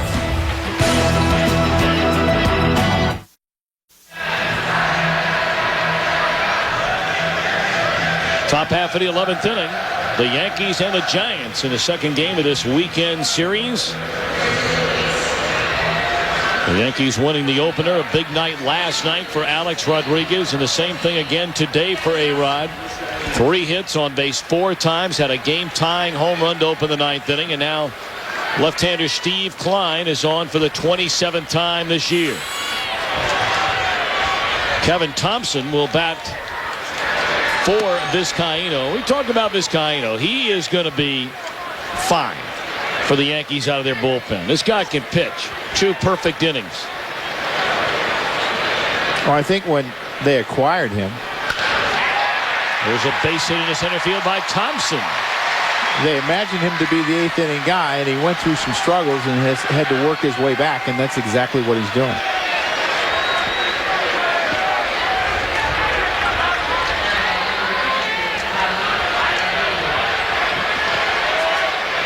Well, now Bobby Abreu going to chat with Larry Boa, former big league manager, of course, in San Diego and Philadelphia. And once again, we remind you one more time, Tuesday, July the 10th, baseball's greatest players will gather right here at AT&T Park. The game's biggest names battle for home field advantage in the World Series' 78th Major League Baseball All-Star Game. Tuesday, July the 10th, live in high definition, 8 Eastern, 5 Pacific on Fox. Abreu does not have a sacrifice all year. And it appears that the San Francisco Giants are throwing over to find out what Bobby Abreu is doing to see if he'll give away that he's going to bunt or not bunt. It's not something that he's had to do a lot in his career because he hit third with Philadelphia. He's hit third in this lineup. If he bunts over Kevin Thompson, they walk Alex Rodriguez. Abreu shortens up. He had 2 sacrifices last season, and that one bunted foul. And both of those came after the trade to the Yankees. He did not have a sacrifice before the 2 at the Yankees since the only 4 he had in his major league career in 1998 with the Phillies.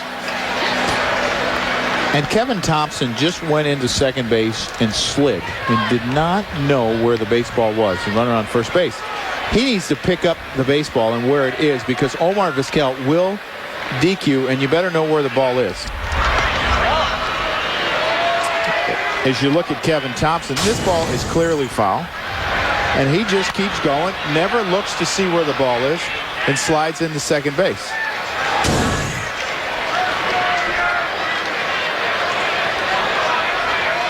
Leadoff man aboard in his 5-5 game. We're in the top half of the 11th inning. And the bunt put down. Klein will go to second and cuts down the lead runner.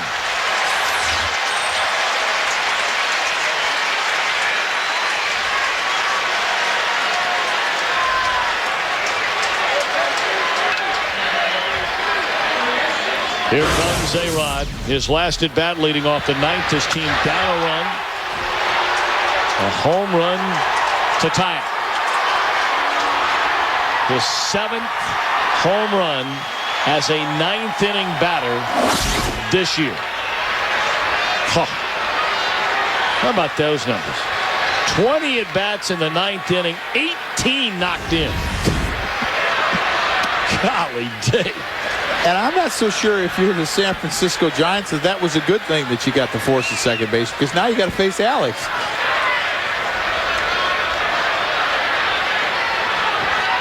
Rodriguez 2 for 4 in his career against Steve Klein. Faced Steve Klein when he was in Baltimore last year. And it might be a situation where Steve Klein's going to pitch around him anyway. So you're going to end up with the same thing, possibly first and second with 1 out, and with Posada. Now Rodriguez in that 9th inning at bat got ahead in the count against Tennessee at 2-0. He took a strike. And then it was a 2-1 pitch that he launched to straightaway center. 2-0, he's hacking here.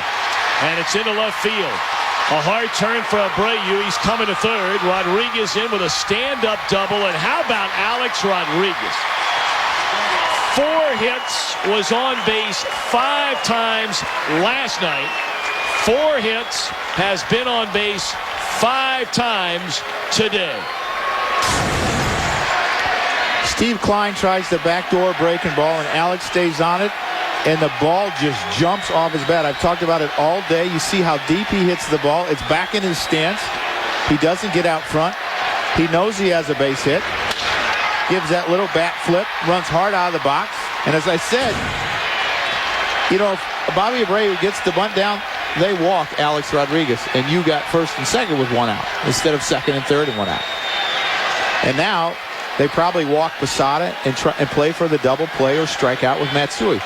But Matsui is great in these situations. So the Giants are in a tough spot here. Look ahead to next week. Mets and the Phillies, Brewers and the Cubs, or the Twins and the Tigers. It all gets started right here on Fox, 3:30 Eastern, 12:30 Pacific. Check local listings for the game and time in your area. We hit this ball at the end of the bat a little bit, Joe. I don't think a little bit. It was just away from him, and he pulled it. And I think he still hit it really hard. He just didn't elevate it. And he still ends up with a double. You see that they're going to walk Posada. And you play for the double play. Matsui's hitting 11 double plays this year.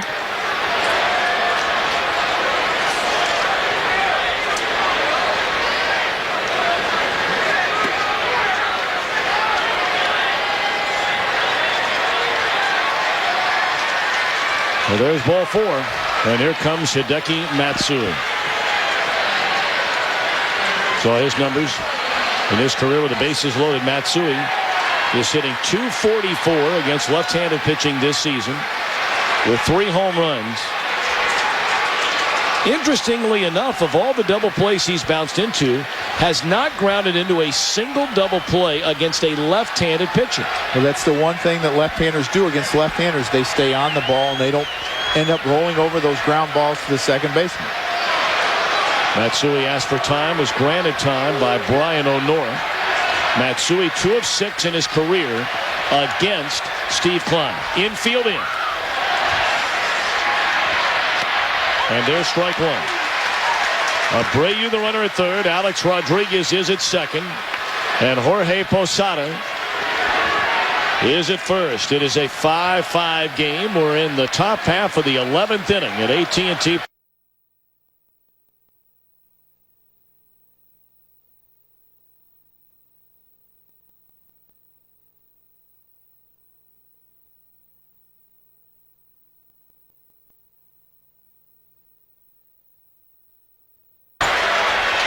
Well, you be the judge. Did he go? I don't know. That one's pretty close.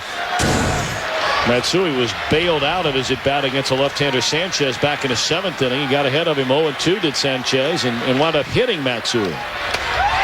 Struck him out. What a big out that is for Klein, and now the infield backs up. 2 are out in the inning. Well, Steve Klein, the first pitch he throws him a slider that's up middle. That's the one to hit. And then he throws him a chase slider. He chases, and on check swing, strike 2. Comes back with the third slider in the row that's down and away. And he gets Matsui to strike out. Robinson Cano, a .274 batter against left-handed pitching. And not much success in his very young career with the bases loaded. And I think that could be a product of young guys in this situation trying to do too much. They're trying to hit the grand slam. And as he gets older and gets more experience, he'll understand that let's just work on a good AB like I do most of my other at-bats.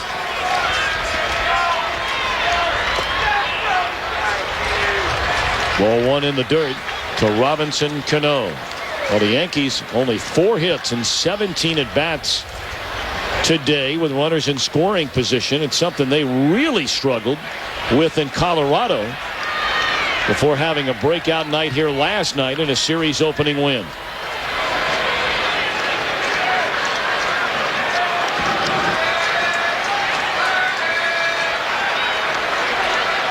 They're loaded with Yankees in a 5-5 game. 2 out in the 11th. 1-1.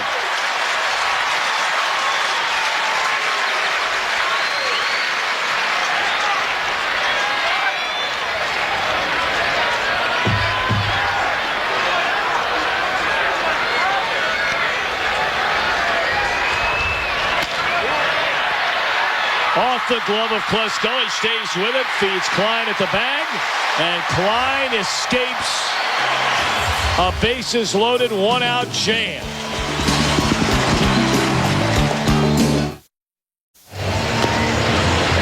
Well, Steve Klein pitching into a bases loaded jam with 1 out, and then got down to business. Fan Hideki Matsui gets Cano on a ground ball to Klesko, and the Yankees have left 14 men on base today.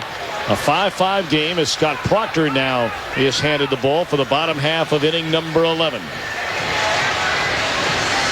Scott Proctor, hard-throwing right-hander, will hit 95, 96 with a curveball, slider, and a change, a 4-pitch pitcher. You look at the walks per innings. That's been a problem for the Yankee bullpen. Another guy that too many walks per inning. Kevin Thompson stays in left field. did a good job pinch hitting in the top of the inning. And they double switched. Put Proctor in Matsui's spot because they need some innings, because the only person they have left in the bullpen is Mariano Rivera. Proctor has been extremely durable. He led the American League with 83 appearances last season, when he became a 10th pitcher in Major League history to appear in at least 12 of his team's first 17 games this season. Pedro Feliz. On the outside corner, looks at a strike, 1-1. Feliz has walked, scored, bounced to short, homered to left in a 3-run 7th, and flied out to right in the 8th inning. Will be followed by Vizquel, and then Shearholtz.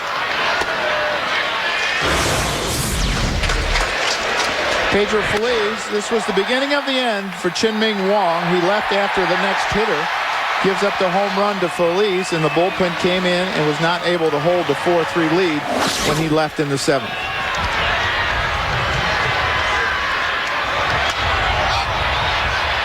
Popped up into foul ground. A-Rod not going to give up on it. And he's unable to run it down by what they refer to as the bald dudes here in San Francisco. I saw one of those bald dudes make a tough play yesterday where he blocked a ground ball off his chest down the right field line. It's a great program. They do the same thing in San Francisco and in Arizona, where they get senior citizens to come out and put on a uniform, and they put them in a safe spot. I mean, they're not going to put them in a spot where they can go out there and get hurt. And they have a great time. It's good stuff.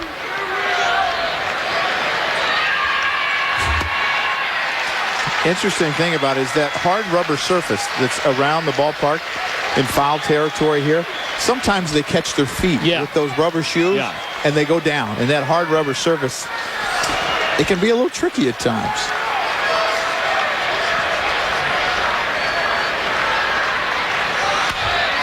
Feliz pops it up. We understand that that fellow's name down the left field line is Jack Hirschkorn, and today is celebrating his 82nd birthday. Wow, is that awesome? Happy birthday. Good for you, Jack. Keep on rolling, big fella. Keep picking up them ground balls and giving them to little kids. See, but because of the stands, the last couple of years, they put them on those tiny little stools down there. And I don't care if you're 82 or you're 32. It ain't easy springing to your feet and getting off one of those little things. Big swing and a roller off the end of the bat right to the first baseman, Phillips.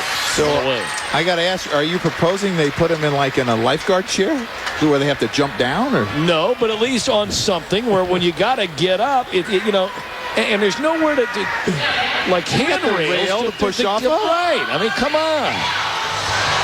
Well, I hope they don't flinch like you did when the ball comes in their direction.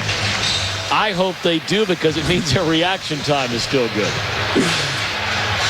You actually scared me up here. I thought something was wrong.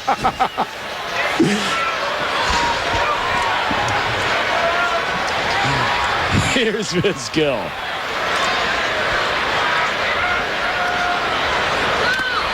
Ooh, that got the home plate umpire, Brian O'Nora, right on the toe. Could hear it all the way up here. Yikes. Looks like it hits him on that shin guard. Maybe it's calf. Oh, the inside of his foot. And I know they have the steel-toed shoes, but it's not steel on the side right there. No.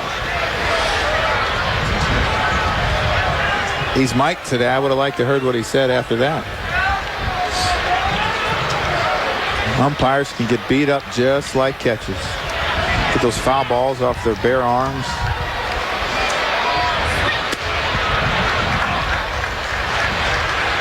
One and one on Omar Vizquel, who today is 1 for 4. Giants only have 8 hits, and here we are in the 11th inning. But they made the most of 3 walks issued by the Yankee bullpen in that 3-run 7th inning. Mike Myers came on and walked what turned out to be the go-ahead run. Brian Bruni faced 3 batters behind him, allowed a game-time single. And then a walk to Durham, which loaded the bases for Bonds. And then he drew a walk, which gave the Giants a 5-4 lead. It stayed that way until the ninth when Alex Rodriguez homered to send us to what now is inning number 11.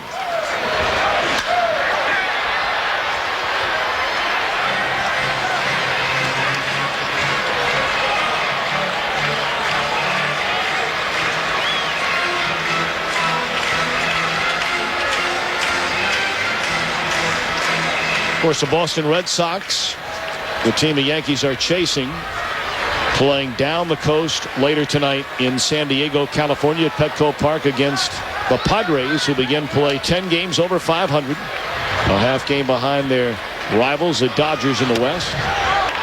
Vizquel takes that pitch just low, 3-2.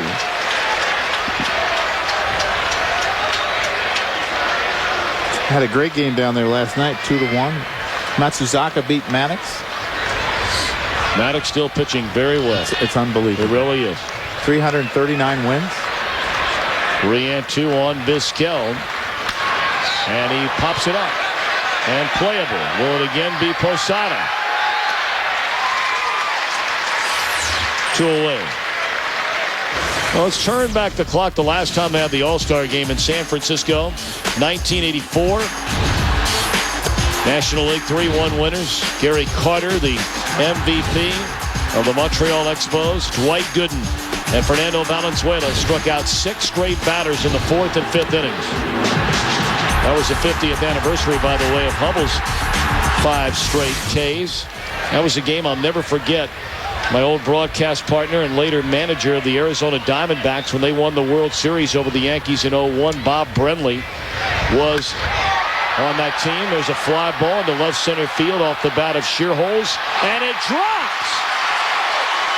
Shearholes will stop at second base, and not sure what happened there, whether it was top spin, maybe a late burst of wind, but it looked like Cabrera had a read on it all the way.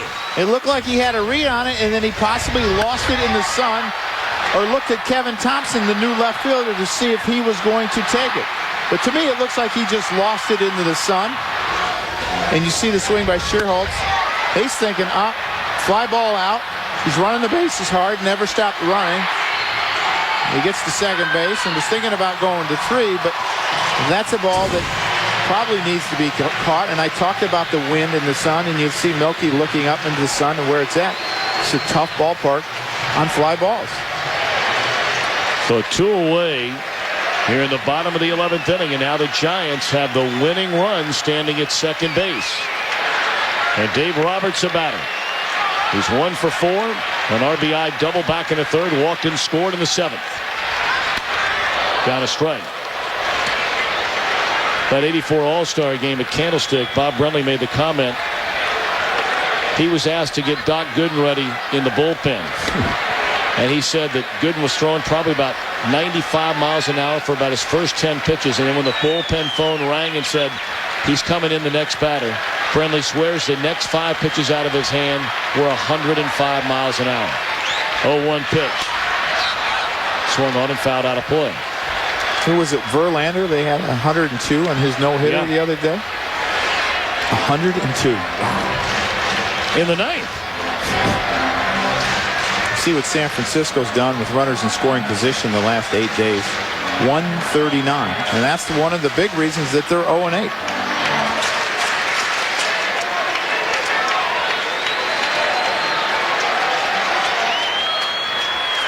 Proctor ahead of Dave Roberts at 0-2. The winning run is at second base. And will stay there. Popped up into left field. Thompson's got it. We march on to the 12th. Tied at 5.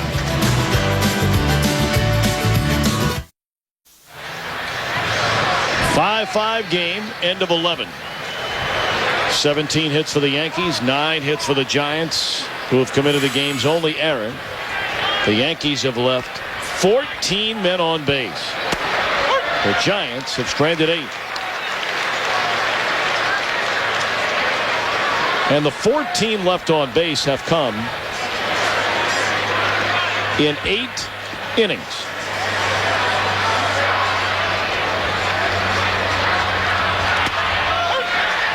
Miguel Cairo against Steve Klein here in the top half of the 12th. He'll be followed by Phillips and then Cabrera. Klein was in big-time trouble in the 11th. Bases were loaded with only one out, but he got out of the jam. He struck out Hideki Matsui and got Robinson Cano on an inning-ending groundout. 1962, the last time these two teams played a meaningful series in this city. On the ground to short, and Cairo thrown out by Vizquel. They played during interleague play in New York. One series. They played an exhibition series here in San Francisco a couple of years ago. But in the World Series, these two franchises have met 7 times, with the Yankees winning 5 of the 7. And you see, by and large, they've always been, or they were back then, low-scoring affairs. Of course, the Yankees have 26 World Championships to their franchise. The Giants have the 3rd longest streak in baseball for not winning a World Series. I got a question. What is the tie? I have no idea. You weren't around back then? No. Oh. No.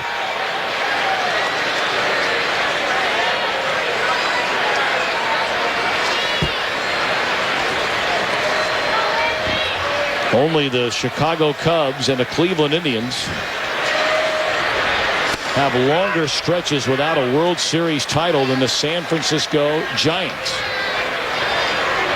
Their last World Series title came when they were playing in New York in 1954 when they swept the Cleveland Indians. The Cubs have gone 98 years, the Indians 58 years, and it's been 52 for the Gigantes. And they were so close in what, year 2002? Yep. 6th game with Russ Ortiz on the mound. 0-2. 0-2, yeah. Big home run by Spezio. Troy Gloss, the MVP, if I'm not mistaken, of that World Series. Benji Molina was on that team. Barry had a huge series. Man. He was locked in.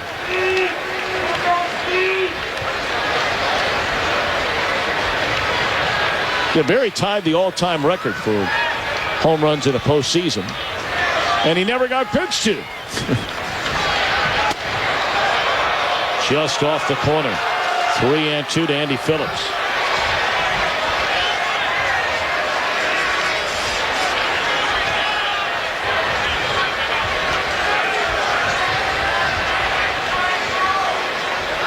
Phillips was called out on strikes, his only at bat in the 10th inning. And he draws a walk this time.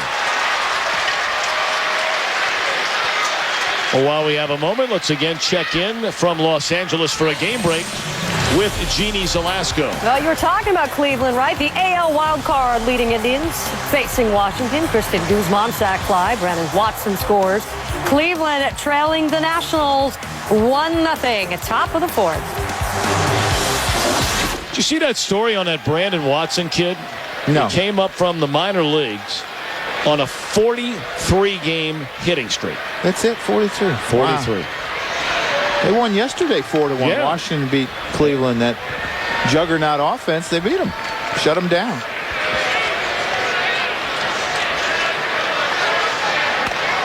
Bunted up the third base line by Cabrera, foul. Well, the Indians have been limping along a little bit here of late. I mean, they're struggling right now. I'm not going to say they had a sizable lead, but they had a lead of better than a handful of games over Detroit in that American League Central. Now the Tigers have leapfrogged them. Tigers have won, including today, now 6 in a row. And I think the difference is Cleveland's 8-8 interleague, and Detroit's 12-4, and they won today. So now they're 13-4. They won 2-1. They won 5-0. Rogers threw a shutout. Verlander threw a great game tonight. And Detroit's offense has been outstanding this year. #1 in runs scored in the American League. Don't count out Minnesota in that Central Division either. Popped up in his short right field. Going to be a tough play, and able to get to it in time as Shearholtz for the second out of the inning. Well, I think Minnesota's hopes, not that all of them, might have a little bit to do with Justin Morneau, who had a collision at home plate yesterday and came up spitting blood and said he'll be in the hospital in Florida until at least Sunday. So I think you have to have some concerns about Justin Morneau and will he land on the DL, because if Detroit gets rolling with that pitching staff, they're going to be a hard team to catch.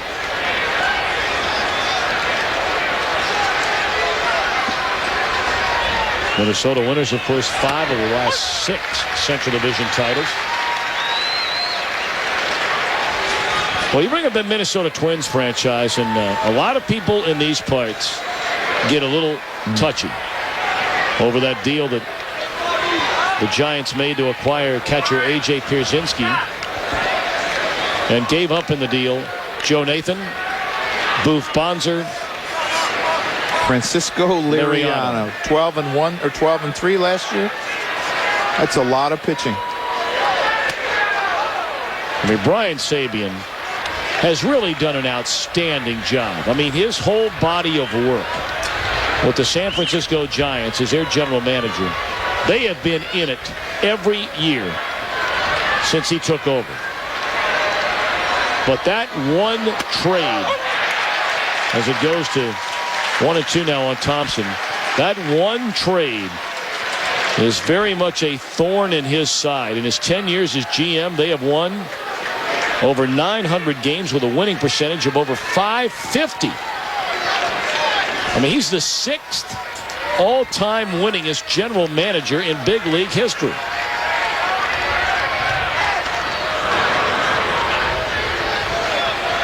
Of course, Brian Cashman is #1.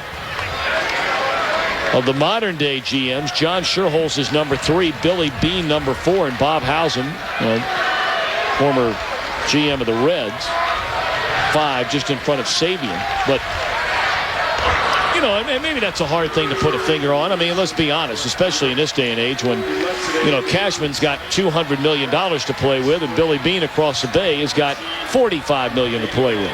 Well, Billy Beane has done an excellent job. Both these franchises over the last, 10 years have done a great job in this area.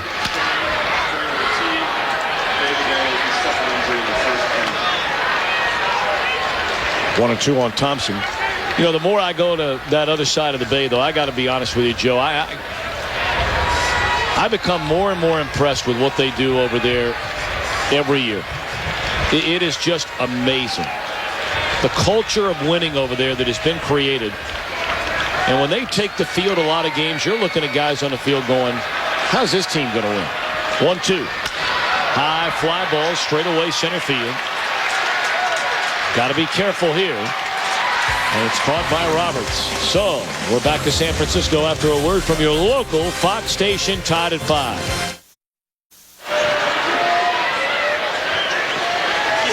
5-5 game, bottom half of the 12th inning. Randy Wynn to lead things off against Scott Proctor.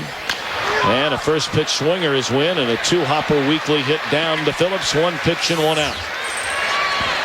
You know, Tom, in these games, this is where your human nature gets you in trouble, because I think what happens is so many hitters go up in this situation and try to end it with one swing of the bat instead of just trying to put an inning together and having good at-bats. Sometimes it happens where you do have that walk-off home run, but a lot of times you'll see hitters that aren't capable of hitting a lot of home runs try to hit home runs, and they end up making easy outs. Ray Durham hitless today, but more than capable of ending this baby with one crack of the bat. Durham with 7 home runs, 0 for 4 today, walked back in the 7th inning.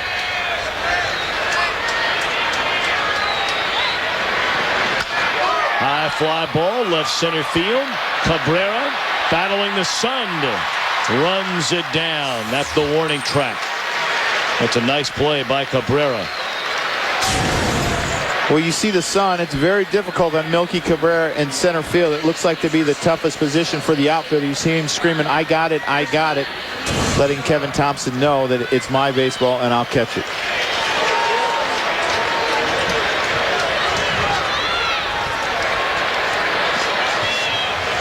Well, now the Giants are going to go to their bench and bring on Luis Figueroa.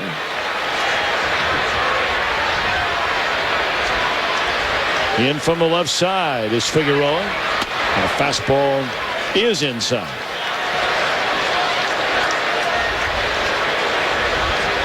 Figueroa just brought up from AAA Fresno prior to Monday night's game in Milwaukee.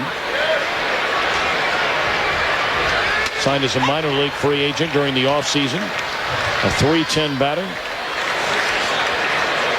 with a home run and 26 knocked in AAA this year.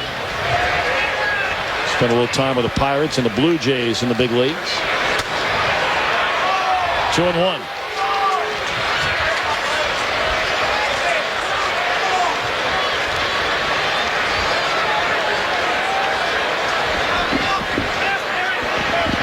Figueroa figures to see something good to hit in this at bat because Proctor got a fastball and he taps it to the shortstop. And a 1-2-3 12th inning for Scott Proctor. We're on our way to the 13th inning, and the big hitters coming up for the Yanks. Now there's a good setup. On the back of the SS Girardi. Yeah, he was supposed to take a plane back home, and now a different means of transportation. But at least you'll have some good grub.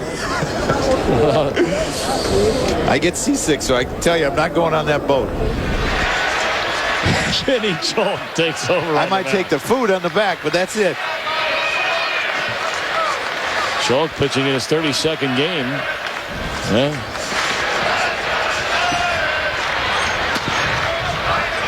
Now, you know the Yankees are thinking right now, this is a guy we've seen before. A lot from his former days in Toronto. And you've got your best hitters coming up in this inning. Abreu, A-Rod, and Posada. Now remember, Matsui has been taken out of the game as part of a double switch when Proctor came on. So the pitcher spot is due up fourth here in the Yankee 13th inning. 5 runs, 17 hits, no errors, and 15 men left on base for New York. The Giants 5 runs, 9 hits, and error, and they've left 8.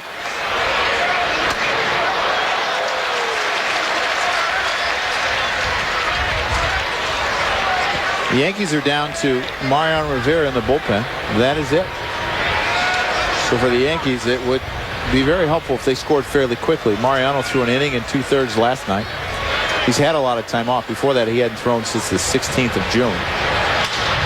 High fly ball into right field, playable out there for Shearholtz. 1 away.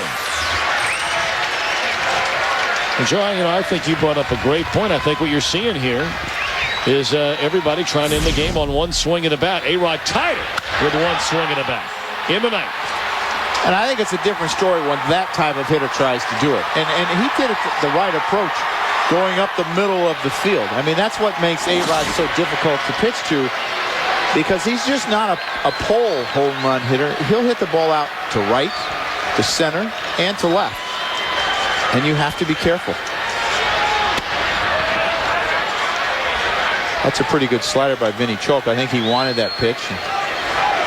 You know, it gets to be a long day for a lot of people in these type of games. It gets to be a long day for Benji Molina. Brian Lenore's behind home plate. This is his 13th inning. He's been very consistent back there today. Swing and a miss on another hard slider. That's the thing about A-Rod, though. You have to be impressed by is that, we talk about Bond's patience all the time. I mean, A-Rod went up there. A lot of guys first pitch swinging as we get on deeper and deeper into this game. And A-Rod realized on that pitch it was going to be low and away. He can't hit it in the seats. So he takes it. That looked like the same spot the first one was. It was called a ball. But it's strike 2 this time. Another hard slider. They've thrown him 3 in a row. Now you have to be careful. This is, to me, where you have to expand the zone, because if you're A-Rod, I think he's looking out over the plate, and he'll try to drive a ball to right center. You have to be careful trying to go in. Backing up is Vizquel, and just does get Rodriguez 2 away. It's a big out for Mr. Choke. Rodriguez, his 28th home run to tie the game in the 9th inning when the Yankees were down a run. Steve Klein faced a bases loaded jam with 1 out in the 11th, pitched out of it. And the Giants just 1 hit in their last 15 batters. And look who's starting to make his way to the bullpen to get loose. The Rocket.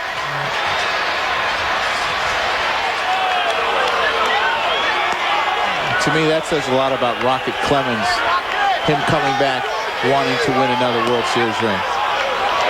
And here's a guy who's 44, 349 wins.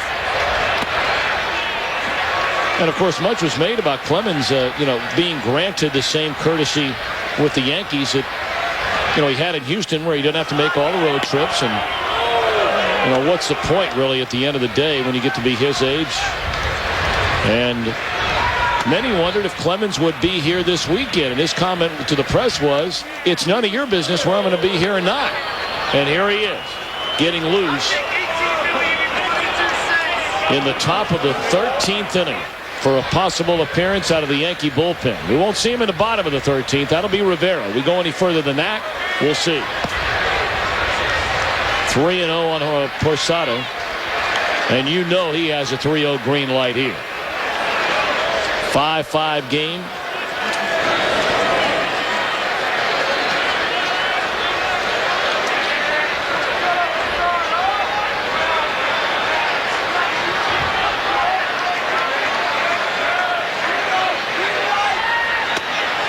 And he takes ball 4.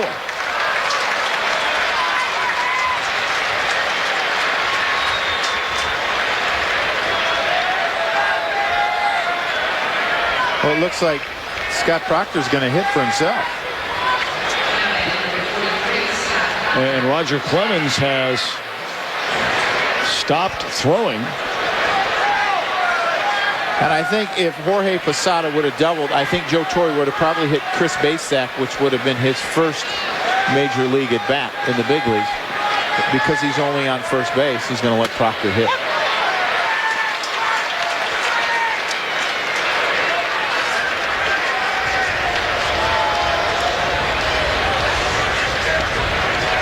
Clemens has only pitched 1 time in the regular season out of the bullpen in his career. That was all the way back in 1984.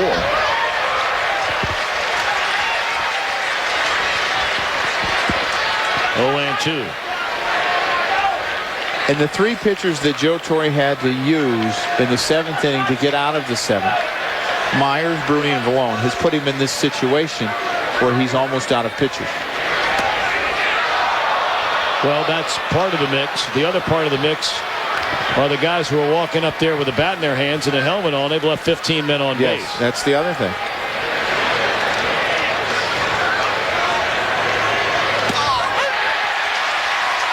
Strike 3 called. We go to the bottom of the 13th inning. Klesko to lead it off in a 5-5 game.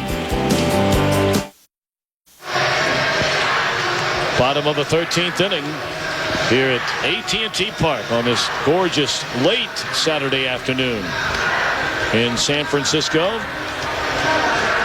Scott Proctor remains in the game.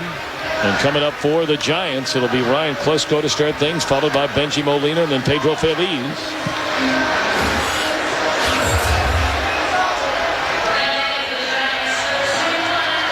The Yankees jumped out to a 3-0 lead in the 3rd inning. A triple by Cabrera, an RBI ground out by Jeter. Abreu doubled, Rodriguez singled, Posada knocked in a run with a base hit, and then a 2-out single by Robinson Cano made it 3-0. In the 3rd, a walk to Feliz. After a bunt, a single by Roberts made it a 3-1 game. They're still hanging around. He looks a little tired, Billy. Absolutely. They went to 4-1 Yankees on a run-scoring single by Hideki Matsui in the 5th inning. The Giants got a run back in the 6th on a bunt single by Wynn, an RBI single by Barry Bonds. Then the Giants scored 3 times off 3 different pitchers in the bottom of the 7th inning. An inning which started with Wong, went to Myers, then Bruni. I beg your pardon, Balone got the final out. A run was charged to the prior 3 names. Down and in. But then Alex Rodriguez led off the top of the 9th inning with a home run off Brad Hennessy. And it's been that way ever since. 5-5 our score.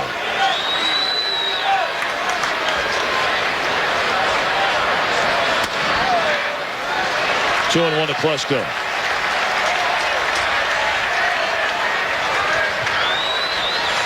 Well, tonight on Fox, Cops coming up next, except for those of you out west. America's Most Wanted at 9 Eastern, 8 Central. There's a base hit into right field by Klesko to begin the bottom of the 13th inning.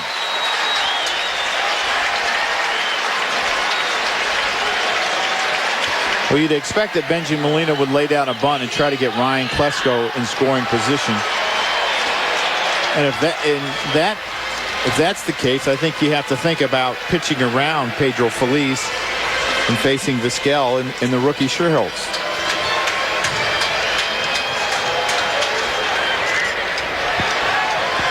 A-Rod is playing in, expecting the bunt. You got Andy Phillips, who's a pretty good first baseman, defensive first baseman, was originally a third baseman when he was drafted by the Yankees.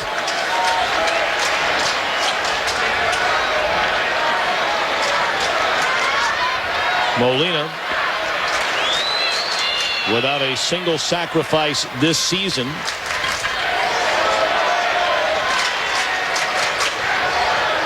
He did not have one last year in Toronto. He puts it down. Beautifully done by Molina.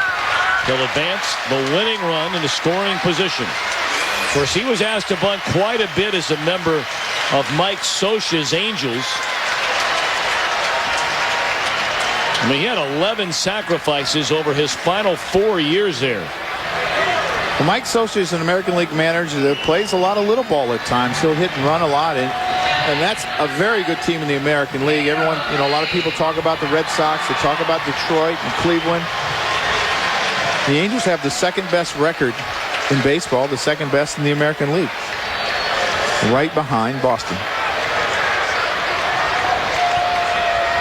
Now Feliz, who is 1 for 4 today, homer to left field back in the 7th inning. Walker to a fastball right by him for strike 1. That's a pitch I think he just kind of got away with, because that's almost the same pitch that he hit off of Chin-Ming Wong in the 7th inning, excuse me. And now I think you go to your breaking ball, because he's not a very good breaking ball hitter, and you try to put him away.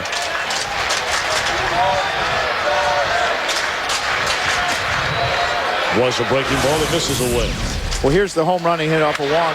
About the same pitch, except the ball was running into him a little bit, opposed to the four-seamer that Scott Proctor threw that was pretty straight. Found the barrel of the bat, made the score 4-3. The Giants are trying to end an 8-game losing streak. And a base hit would end it for him. But a breaking ball is swung on and missed by Feliz. 1 ball and 2 strikes.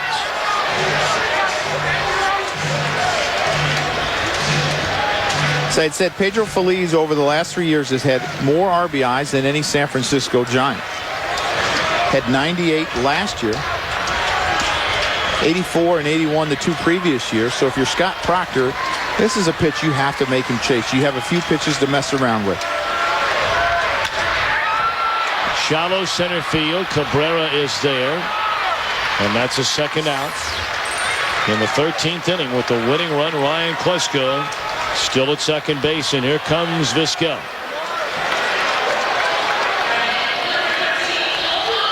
He had a base hit and scored a run as part of that 3-run 7th inning.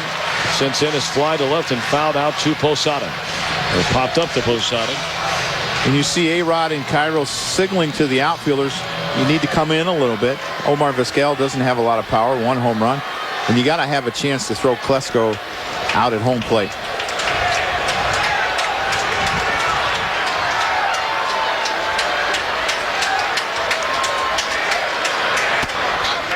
Up and in.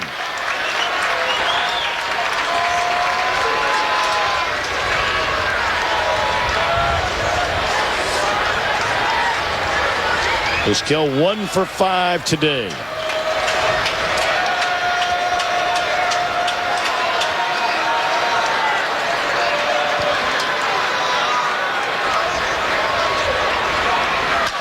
Into left field. If it's fair, it's over, and it's foul. A bid for hit number 2,529. See this fastball away. And what I love this is the emotions of the fans. You see him keep his head down, where there's a cheer and then there's a sigh when it ends up foul. You see it's just foul by maybe a couple feet. The reaction of the bench, they think they got the win. Just a foul ball. Gets to even 1-1 in the count.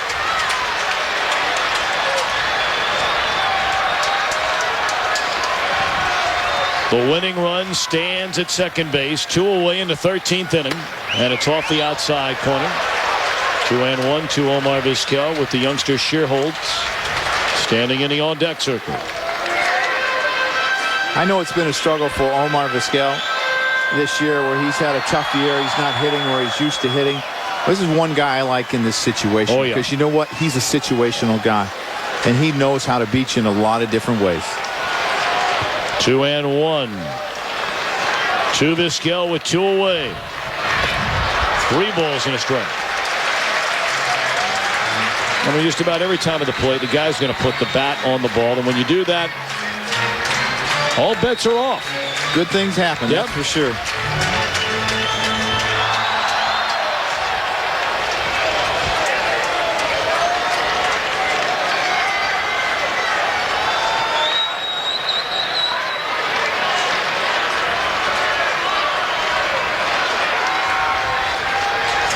One to Vizquel, trying to end it right here and right now.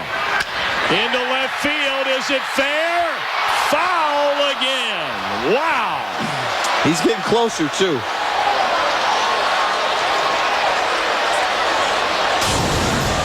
Pretty much almost identical, same pitch as the one before where he hit foul, maybe a little bit higher. Tries to slap it to left field.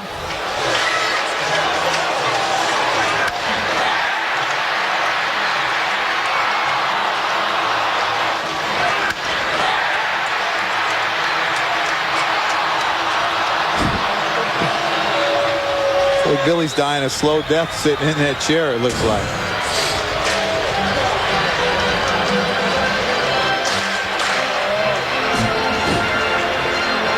See, some of the rally caps are out. That fella had brown hair when this game started. What color was yours? About the same.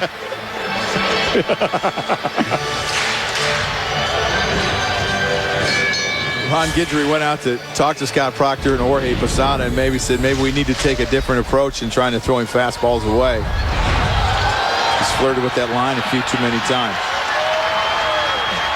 Again, a 3-2 pitch to Vizquel.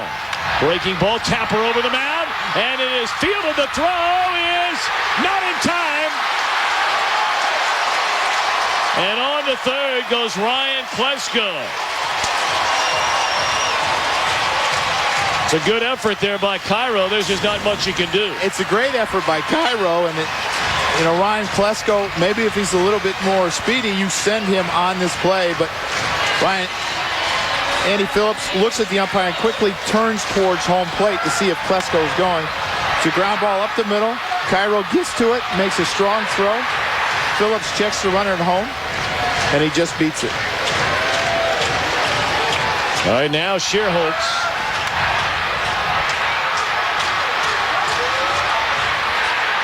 You look at Klesko, now 90 feet closer to scoring the game's winning run.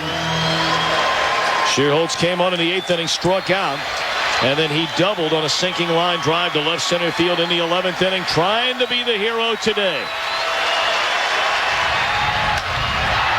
Fly ball, left center field, and the game is over. Nate Shearholtz,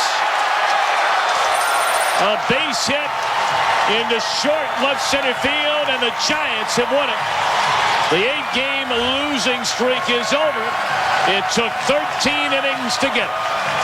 And for the Yankees, it's been a frustrating road trip where they played some tough games in Colorado, lost 3 times there, lost a tough game today. had a lead with their ace on the mound and weren't able to hold it.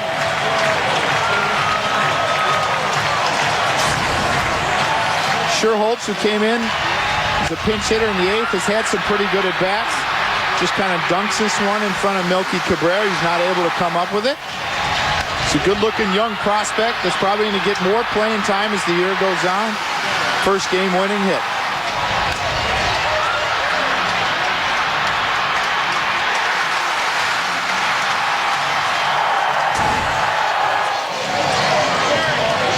Well, Nate Sherholtz, the hero today, a second-round pick in 2003 from just over in Danville, California. 6, 5, and 13, our final here today. Choke gets a win, and Proctor is hung with the loss. Today's Chevrolet player of the game is going to be Sherholtz, and why not? For the game-winning base hit, he had 3 at-bats today and 2 hits in recognition of his outstanding play. Chevrolet donates $1,000 to Major League Baseball's Youth Outreach Program, reviving baseball in inner cities. Chevy on American Revolution. For more information on today's game, log on to foxsports.com, powered by MSN. For Joe Girardi and our entire crew, Tom Brenneman saying thanks so much for joining us from San Francisco. Right now, we send it back to the Fox Network Center. Have a terrific weekend. We'll see you next Saturday. We're here for you, and we will be here for you. The Midsummer Classic on Fox Tuesday, July 10th. Baseball's greatest players gather in the city by the bay for one spectacular night. That is 8 Eastern, 5 Pacific in high definition. Voting till June 28th, so vote early, vote often, they like to say. You know, I was wondering if we were going to make it to that point. This one just continued to go on and on. Well, Joe Girardi and Tom can just stay up there, that's for sure. Hey, you know, today the Giants finally got some hits with runners in scoring position. We talked about in the pregame show, hitting a $133 since, the middle of June with runners in scoring position. They got a few clutch hits. Barry Bonds got one. Sherholtz got one. Big home run by Felice, and the Giants break the 8-game. So we got a little bit of everything except looking forward to maybe Roger Clemens coming in for. Yeah, we didn't want to see that, actually. Right. We didn't want to see him come out of the bullpen today. Well, the Cubs, they got a squeeze from Ryan Theriot. Got it done in the 9th inning off Bobby Jenks, and that was enough. Good pitching from Rich Hill, Jeannie. 21st loss in 26 games for the White Sox. The Blue Jays all over the Rockies. Notable, though, Frank Thomas 4 for 4, including career home run number 498. 2 away from that magical 500 Thank you number. for the math, because at this point I could use it. We do that at San Diego State, you and I. Hey, the Cardinals have won 5 of 7. Phillies have dropped 4 of 6. Chris Duncan, 14 home runs. Dave Duncan, his father's got to be proud of that. The Cardinals looking for Mike Roth in his first start. All right. How about the Tigers over the Braves? Lights out. Justin Verlander, 9-2. ERA now 1.78 or 2.78. That's number 3 in the American League. He was outstanding once again today. The Astros really imploding. The bullpen's awful. The Rangers started to swing the bats a little bit. They got 7 runs on the board today. In the game that you just saw, Giants besting the Yankees by 1 run in 13 innings worth of work. How about this one? Top 5. The Brewers shutting down the Royals as we speak. 5-1. The Nationals and Indians, middle of the 6th right now. We are tied up. Grady Sizemore with a leadoff home run in the 6th. Not that one up. But Torrey Hunter, he is a home run away from the cycle. No score for the Mets and the A's as we sit top 6. And the Dodgers and Devil Rays, top 5. Kazmir, their best pitcher, and they got a good pitcher. I think I'll go do the post-game show on that. I think you should go do the post-game show on that one. All right, before you go, we're going to check out just what's coming up in your future. We got the Angels and the Pirates a little bit later on, and much later on, like this time next week, but just a little bit earlier. Phillies? Jeannie, the Phillies. Yeah, I know. You're Phillies. Jose Reyes and the Mets take on hot-hitting Ryan Howard. He's healthy now. The Phillies in high definition, plus the Brewers take on the Cubs or the Twins and the Tigers. Coverage begins next week, 3:30 Eastern, 12:30 Pacific, right here on Fox. And how about the Brewers? Prince Fielder going to win that vote at first base in the National League. Deserves it. Very, very much deserved. And keep voting. We'll see you next Saturday on Fox Saturday Baseball. Have a great weekend. Promotional consideration paid for by